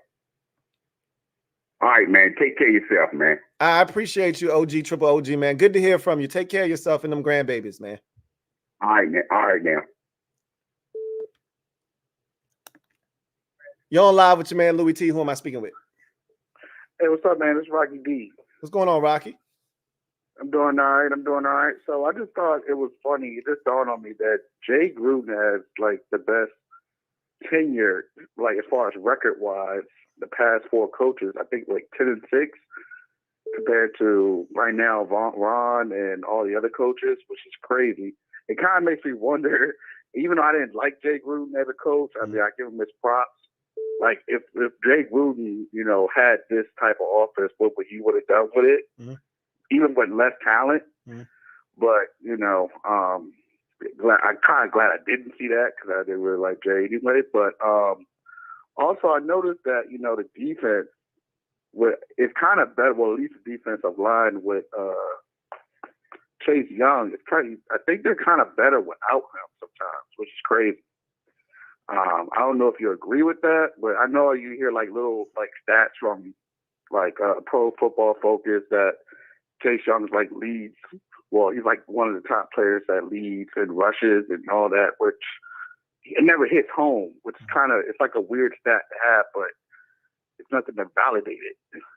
But, I don't know how you felt about that, but it does, huh? No, I'm listening. Oh, but yeah, I just didn't know. I mean, I guess what's your opinion on, just the usage of Chase Young? Do you think it's time to move on from the dude, or, Montez Sweat is the same thing too. I mean, I don't know. I don't know if it's the coaching or, it's kind of, is it like both? Like, what's your opinion on that? Well, first, I would tell you this. If you gave Jay Gruden this offense, we would be scoring 30-plus points a game. I'll just tell you that right now. Because we saw what he did with Jordan Reed, Deshaun Jackson, and Pierre Garçon, and Jamison Crowder. Really no run game, which we could run the ball right now. No run game, and Kirk Cousins. I think we'd be scoring 30-plus, but that's nor here nor there. Chase Young, I don't think the defense is better without him. He's a supremely, gifted guy. He's a talent. Do I think he is upper echelon, top shelf? No, I've already explained that to everybody that I think he's really good. He's way better than, James Smith-Williams and Casey Toohill or anybody else that we could put out on the field. That's not even up for debate. Pressure does matter. It doesn't always manifest itself in the sacks. We know that with Montez Sweat. Last year, he was one of the highest pressure rate guys in the league. And before him, it was Preston Smith, who was always getting close but never getting to the quarterback. Pressures do impact the game, but at some point, you got to get there, right? You don't want to keep talking about, oh, man, these guys, wreaking havoc. But if the quarterback's still getting rid of the ball and he's still, getting it to receivers and they making plays, your pressure really isn't, getting anything done. It's when your pressure is impacting the quarterback and it's forcing them to throw it away, or, it's forcing the ball to be incomplete, or it's forcing them to make an errant throw and you're getting picks or things of that nature off of it. And we're just not seeing it. He's getting close, but that quarterback is eluding him and finding open green grass, turning a corner, or he's almost there, but they still, in that game against the Bears, Justin Fields, he was hit on like 3 or 4 plays that ended up being big, huge chunks, either touchdowns or big completions. That he was hit, but it don't matter. He still completed the ball, and it still was a huge play for them, right? On the first touchdown, Deron Payne is about to light him up. He's like one step away from lighting him up, and I think he hit him, but it don't matter. They still scored a touchdown, right? So, that's the nature of the beast. I think he is a guy that you can win with, but I think they got to do a better job of putting him and Sweat and all these guys in positions to succeed personally. Right, I agree. Well, also one more thing, I noticed that, Washington has been a lot of, at least commercially advertised as far as like FanDuel and all that. You start to even, which is kind of rare. I'm not used to seeing, people wearing the Washington jersey or a shirt on like these promos. You think, that caused so much of a, ruckus that we were kind of blackballed from, because I feel like the more publicity we get, the more fans we're going to, have. Mm-hmm. If you keep seeing if you keep seeing that team, on these, it's just the marketing aspect of it. Yeah. I don't know how you felt about that. If you noticed the amount of attention that we've been getting ever since we got the new regime. Oh, without question, we were talking about that all offseason. How it switched. There were times where there would be graphics with the entire league, and we wouldn't even be on it. That's gone, man. That's come and gone. We're back in the game now. Like, as soon as we got rid of Daniel Snyder, everything changed. So they're gonna try to push this organization back into the forefront. This is a massive media market, and they've been lacking here for a while. And NFL knows this market is a sleeping giant. And if they can wake it up, they can make a ton of money off of this organization. And they know that. And that's why they're going to push this organization.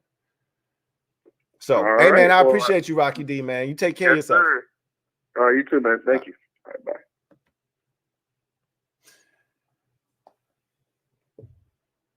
Frankie, yo, thank you for the super chat. Greatly appreciate you.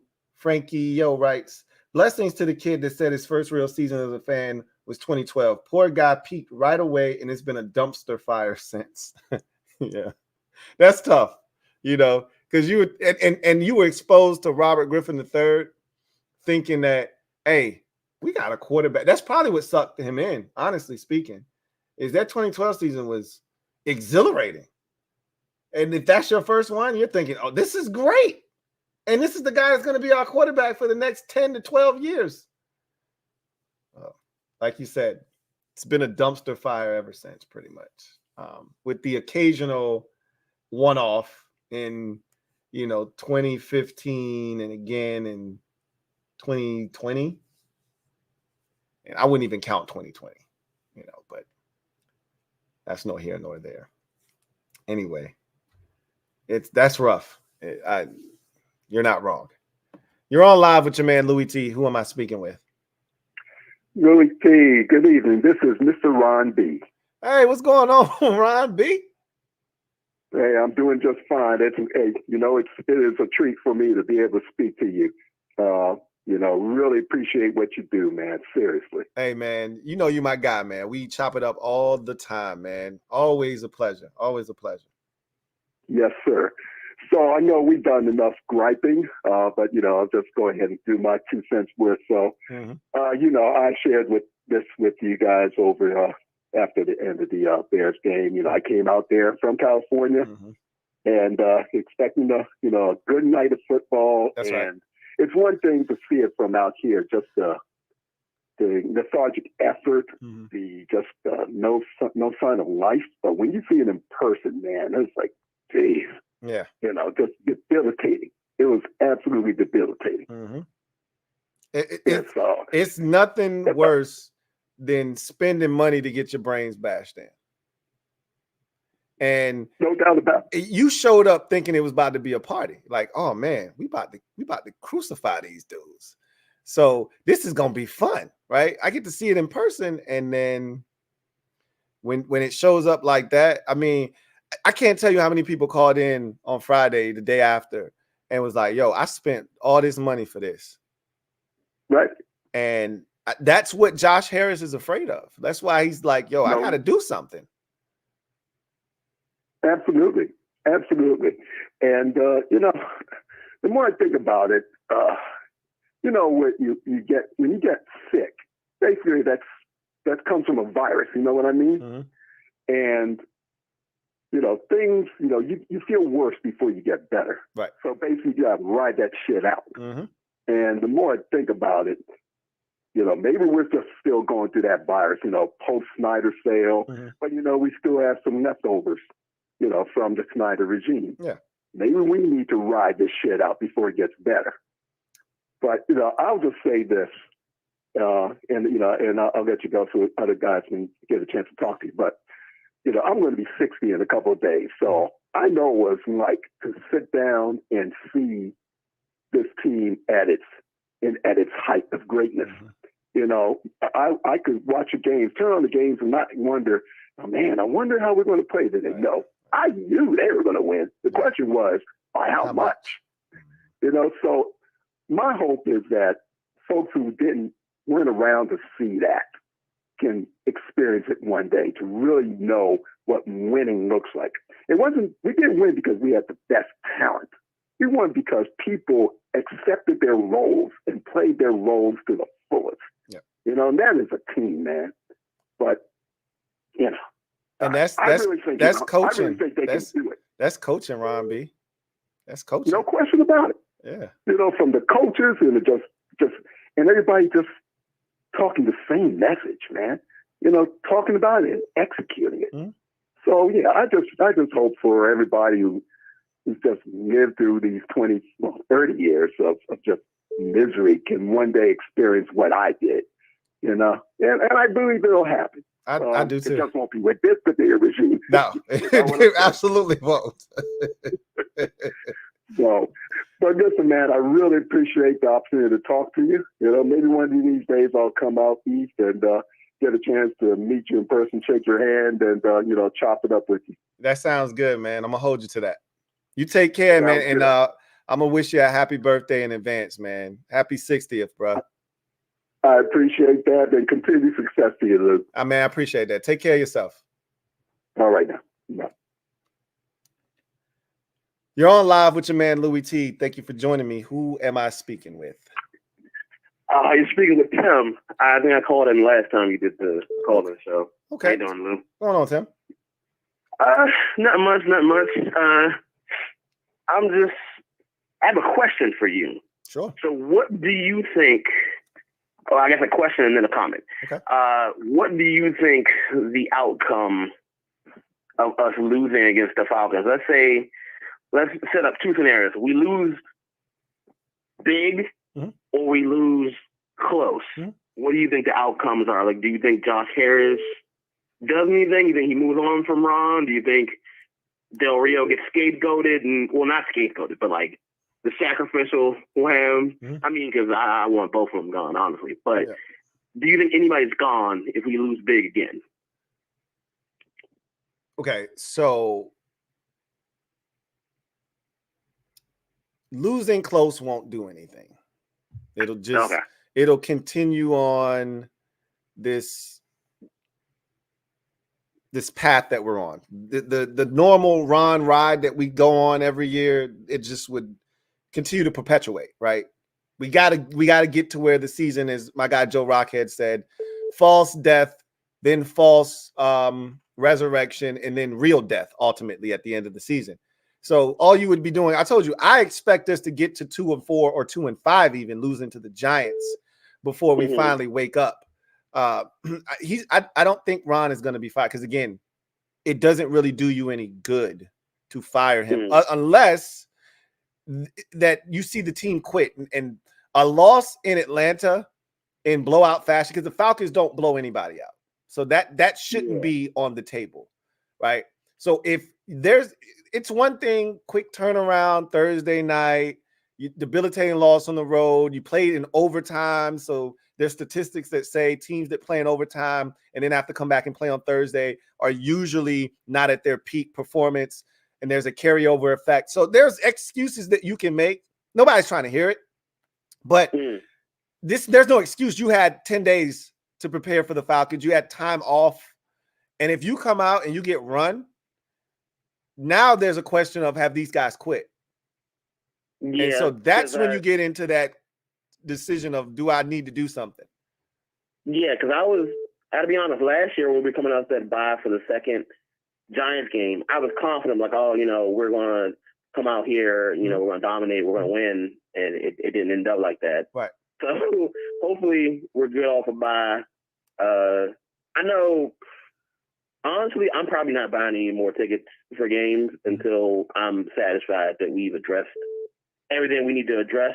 I mean, in an ideal world, that would involve getting rid of Ron Rivera and Del Rio, but, it is what it is. Honestly, I think the best case for that would be that, like, the owners could just look at it like, what has he done here over the course of his career, the both of them, and then just weigh it on that and like, hey, we're moving on, and you can use that, we're moving on because, they just haven't gotten it done, versus like what they did this season. Honestly, I hope that's the move, even if like, I think we can hit 10 wins, but I'm just hoping that we don't hit the trend that we seem to have of like letting struggling teams get a win. Like the Patriots look terrible. Right. I would hate to look, this is the best game the Patriots have ever had. And Matt Jones threw for the most yards. And yeah. I mean, that's. I'll let you go. I see the clock emojis in the chat. I feel like I ain't talked that long. No. You still had a minute left, but I mean, I totally get it, man. That's been the MO, is we've been giving up the big days to everybody. So I personally, I don't know if it really matters at this point. I think their fate has already been sealed. And I think it's now just a matter of time, because You've seen the schedule. It's not going to get any easier. This was the easy stretch of the season right here. This was it. This was the pocket. Yeah, this was supposed to be the softest part. I was telling my sister that.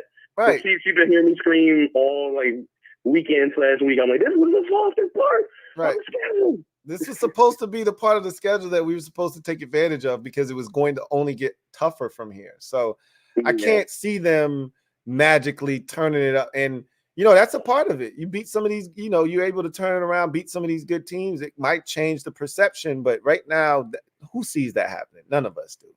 I just no. I'll leave you with this. I just hope to be surprised. Honestly, I'm not very surprised by this team at times. Yeah. But I hope to be surprised. That's all I can hope for. Well, we'll see what happens. Hey, Tim, man, I appreciate you. Take care of yourself. All right. You too. All right. So got another call. We'll go ahead and take it. Y'all funny. Thank you for the super. Thank you for the super chat. You're on live with your man Louie T. Who am I speaking with? What's up, Louie? My name is Leo. What's going on, Leo? Yeah, what's going on, man? I want to go and say that I've been supporting the channel since I was a sophomore in high school back in 2016. Oh yeah, that's a long time, man. I appreciate you. Yeah, for sure, man. I put my brother on the channel, my cousin. That's what I'm talking about, man. Word of mouth, grassroots efforts. That's what we about around here, man. I appreciate that. Yeah, man. Also, a couple callers ago, they brought up Jay Gruden, and made me realize something. One thing with Jay Gruden is that we never had to worry about like playing down the competition when we had like a better roster that was worse teams. Which I feel like with Ron Rivera and company, I always see myself like, worrying about playing like a quote unquote bad team because I feel like we always play down the competition. But I feel like Jay Gruden always made sure to stomp, the lesser teams. Yeah, I don't remember like if we really dominated lesser competition with Jay. I don't think that was, what we did. I just remember us a lot of times playing up to the level of competition. And, the thing with Jay was crazy. We never had a defense the entire time he was here. Never. Now partly that was his fault because he didn't hire a real defensive coordinator. He used to hire guys that weren't very good, but he never had any talent either. So that was a big part of the problem was he didn't have a ton of talent defensively. I would have loved to have seen what Jay would have done with this collection of talent that we have on offense and, the collection of talent we have defensively right now. And if he could have had a better coordinator in here, but,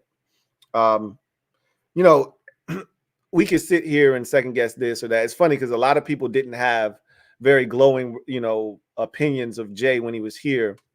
Now people miss him. And, I was a big Jay guy. I used to defend Jay until I couldn't defend him anymore.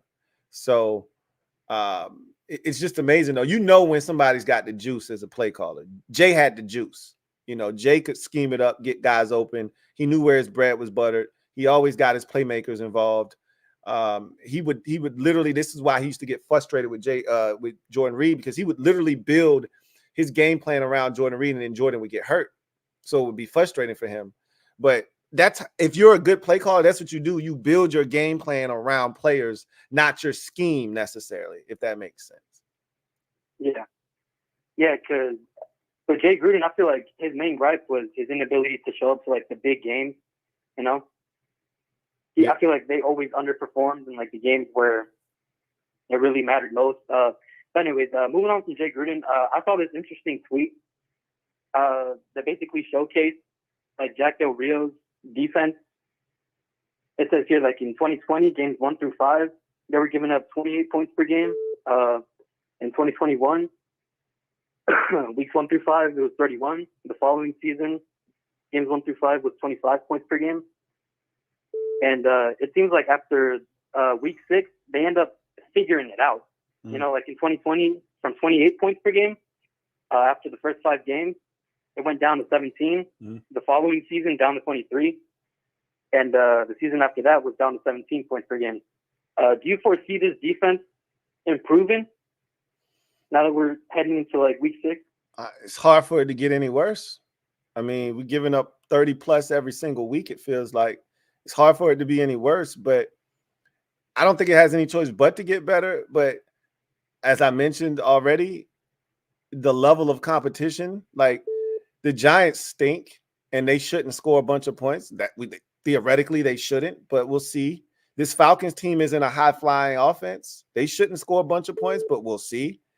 Everybody's capable if you don't play good, sound, quality defense.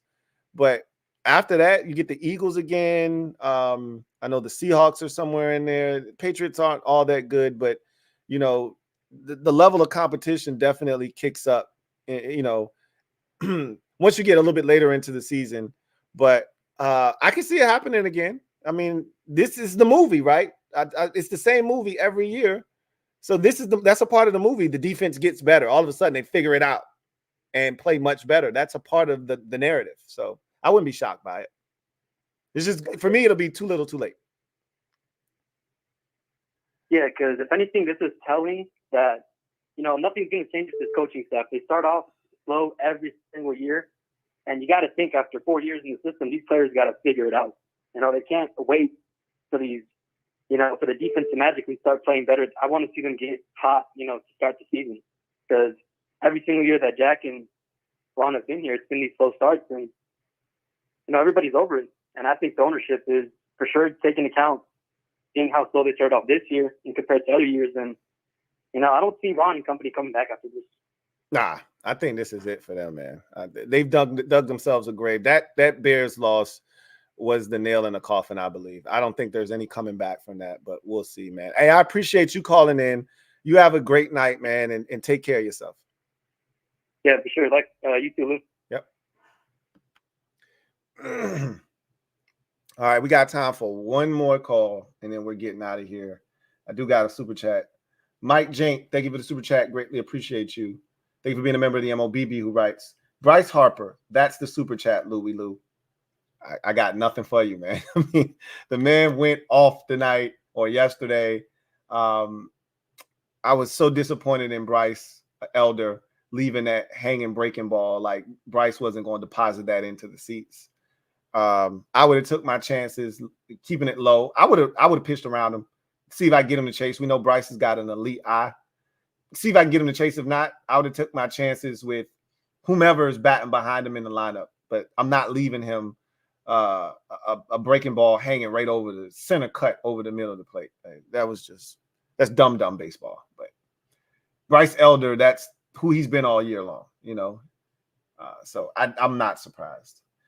That can't happen tomorrow, or we're going to be eliminated, or today rather. That can't happen. Well, it's still it's tomorrow, today rather. Can't happen today, or we're eliminated. I'll just say that. Last call of the night. You're on live with your man Louie T. Who am I speaking with? Nho. What's going on, man? Hey, man, I just want to say I think we're gonna beat the Falcons because Desmond Ritter on the street. I think we end streaks. We ended the Ravens streak. We ended Pittsburgh streak, Philly streak. That's the only time we really play for something with something on the line. I think we're gonna end the Falcons streak this week. We might lose to the Giants because that's just what we do. But then we might mess around and beat Philly if they undefeated by the time they come around. Yeah, I think we should change the name to the Streakers. I don't know about that, but I can tell you that it ain't too often that we meet a streak that we didn't like the snap. So yeah, that's the only time we play like reverse something. So we'll see. You know, Desmond Ritter hasn't lost a game at home in college or in the pros. So that streak is on the line, obviously. We'll see if he's able to continue that streak or if it gets snapped. But I expect him to come out and play well. I just don't know if it'll be well enough.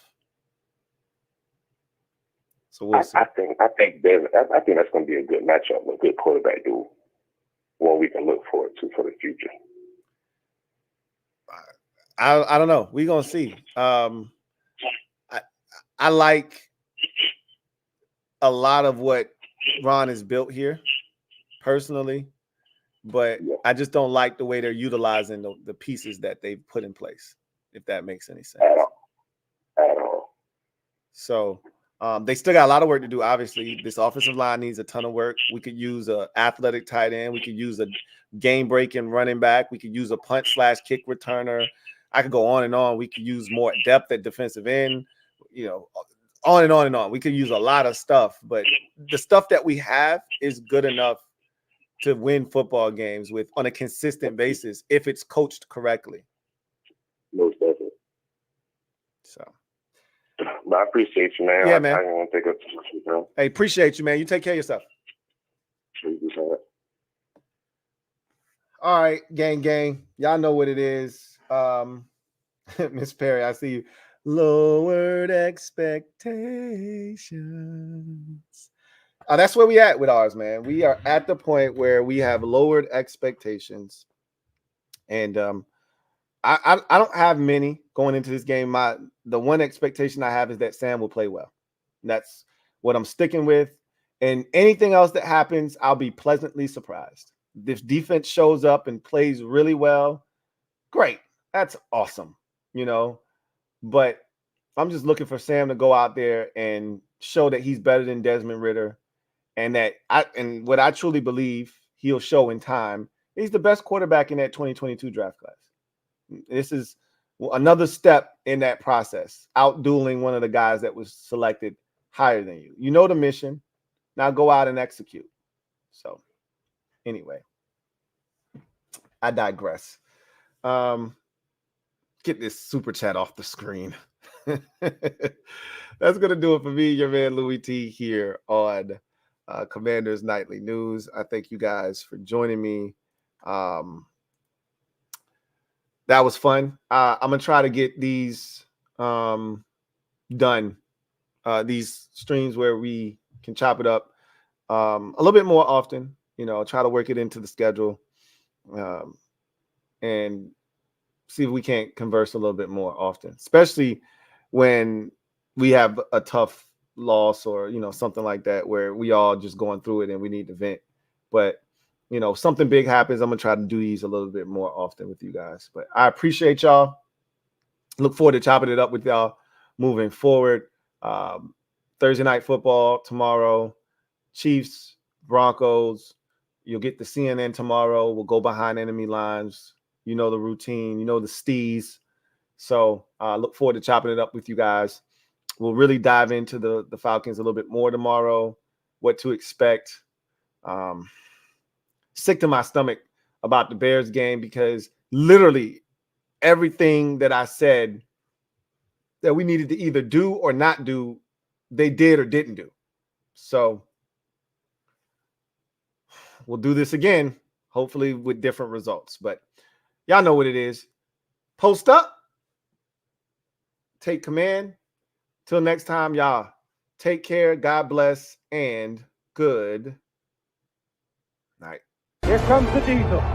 Here comes the diesel. There's the snap. Hand to Riggins. Good hole. He's got the first down to the 40. He's gone. The 35, the 30, the 20.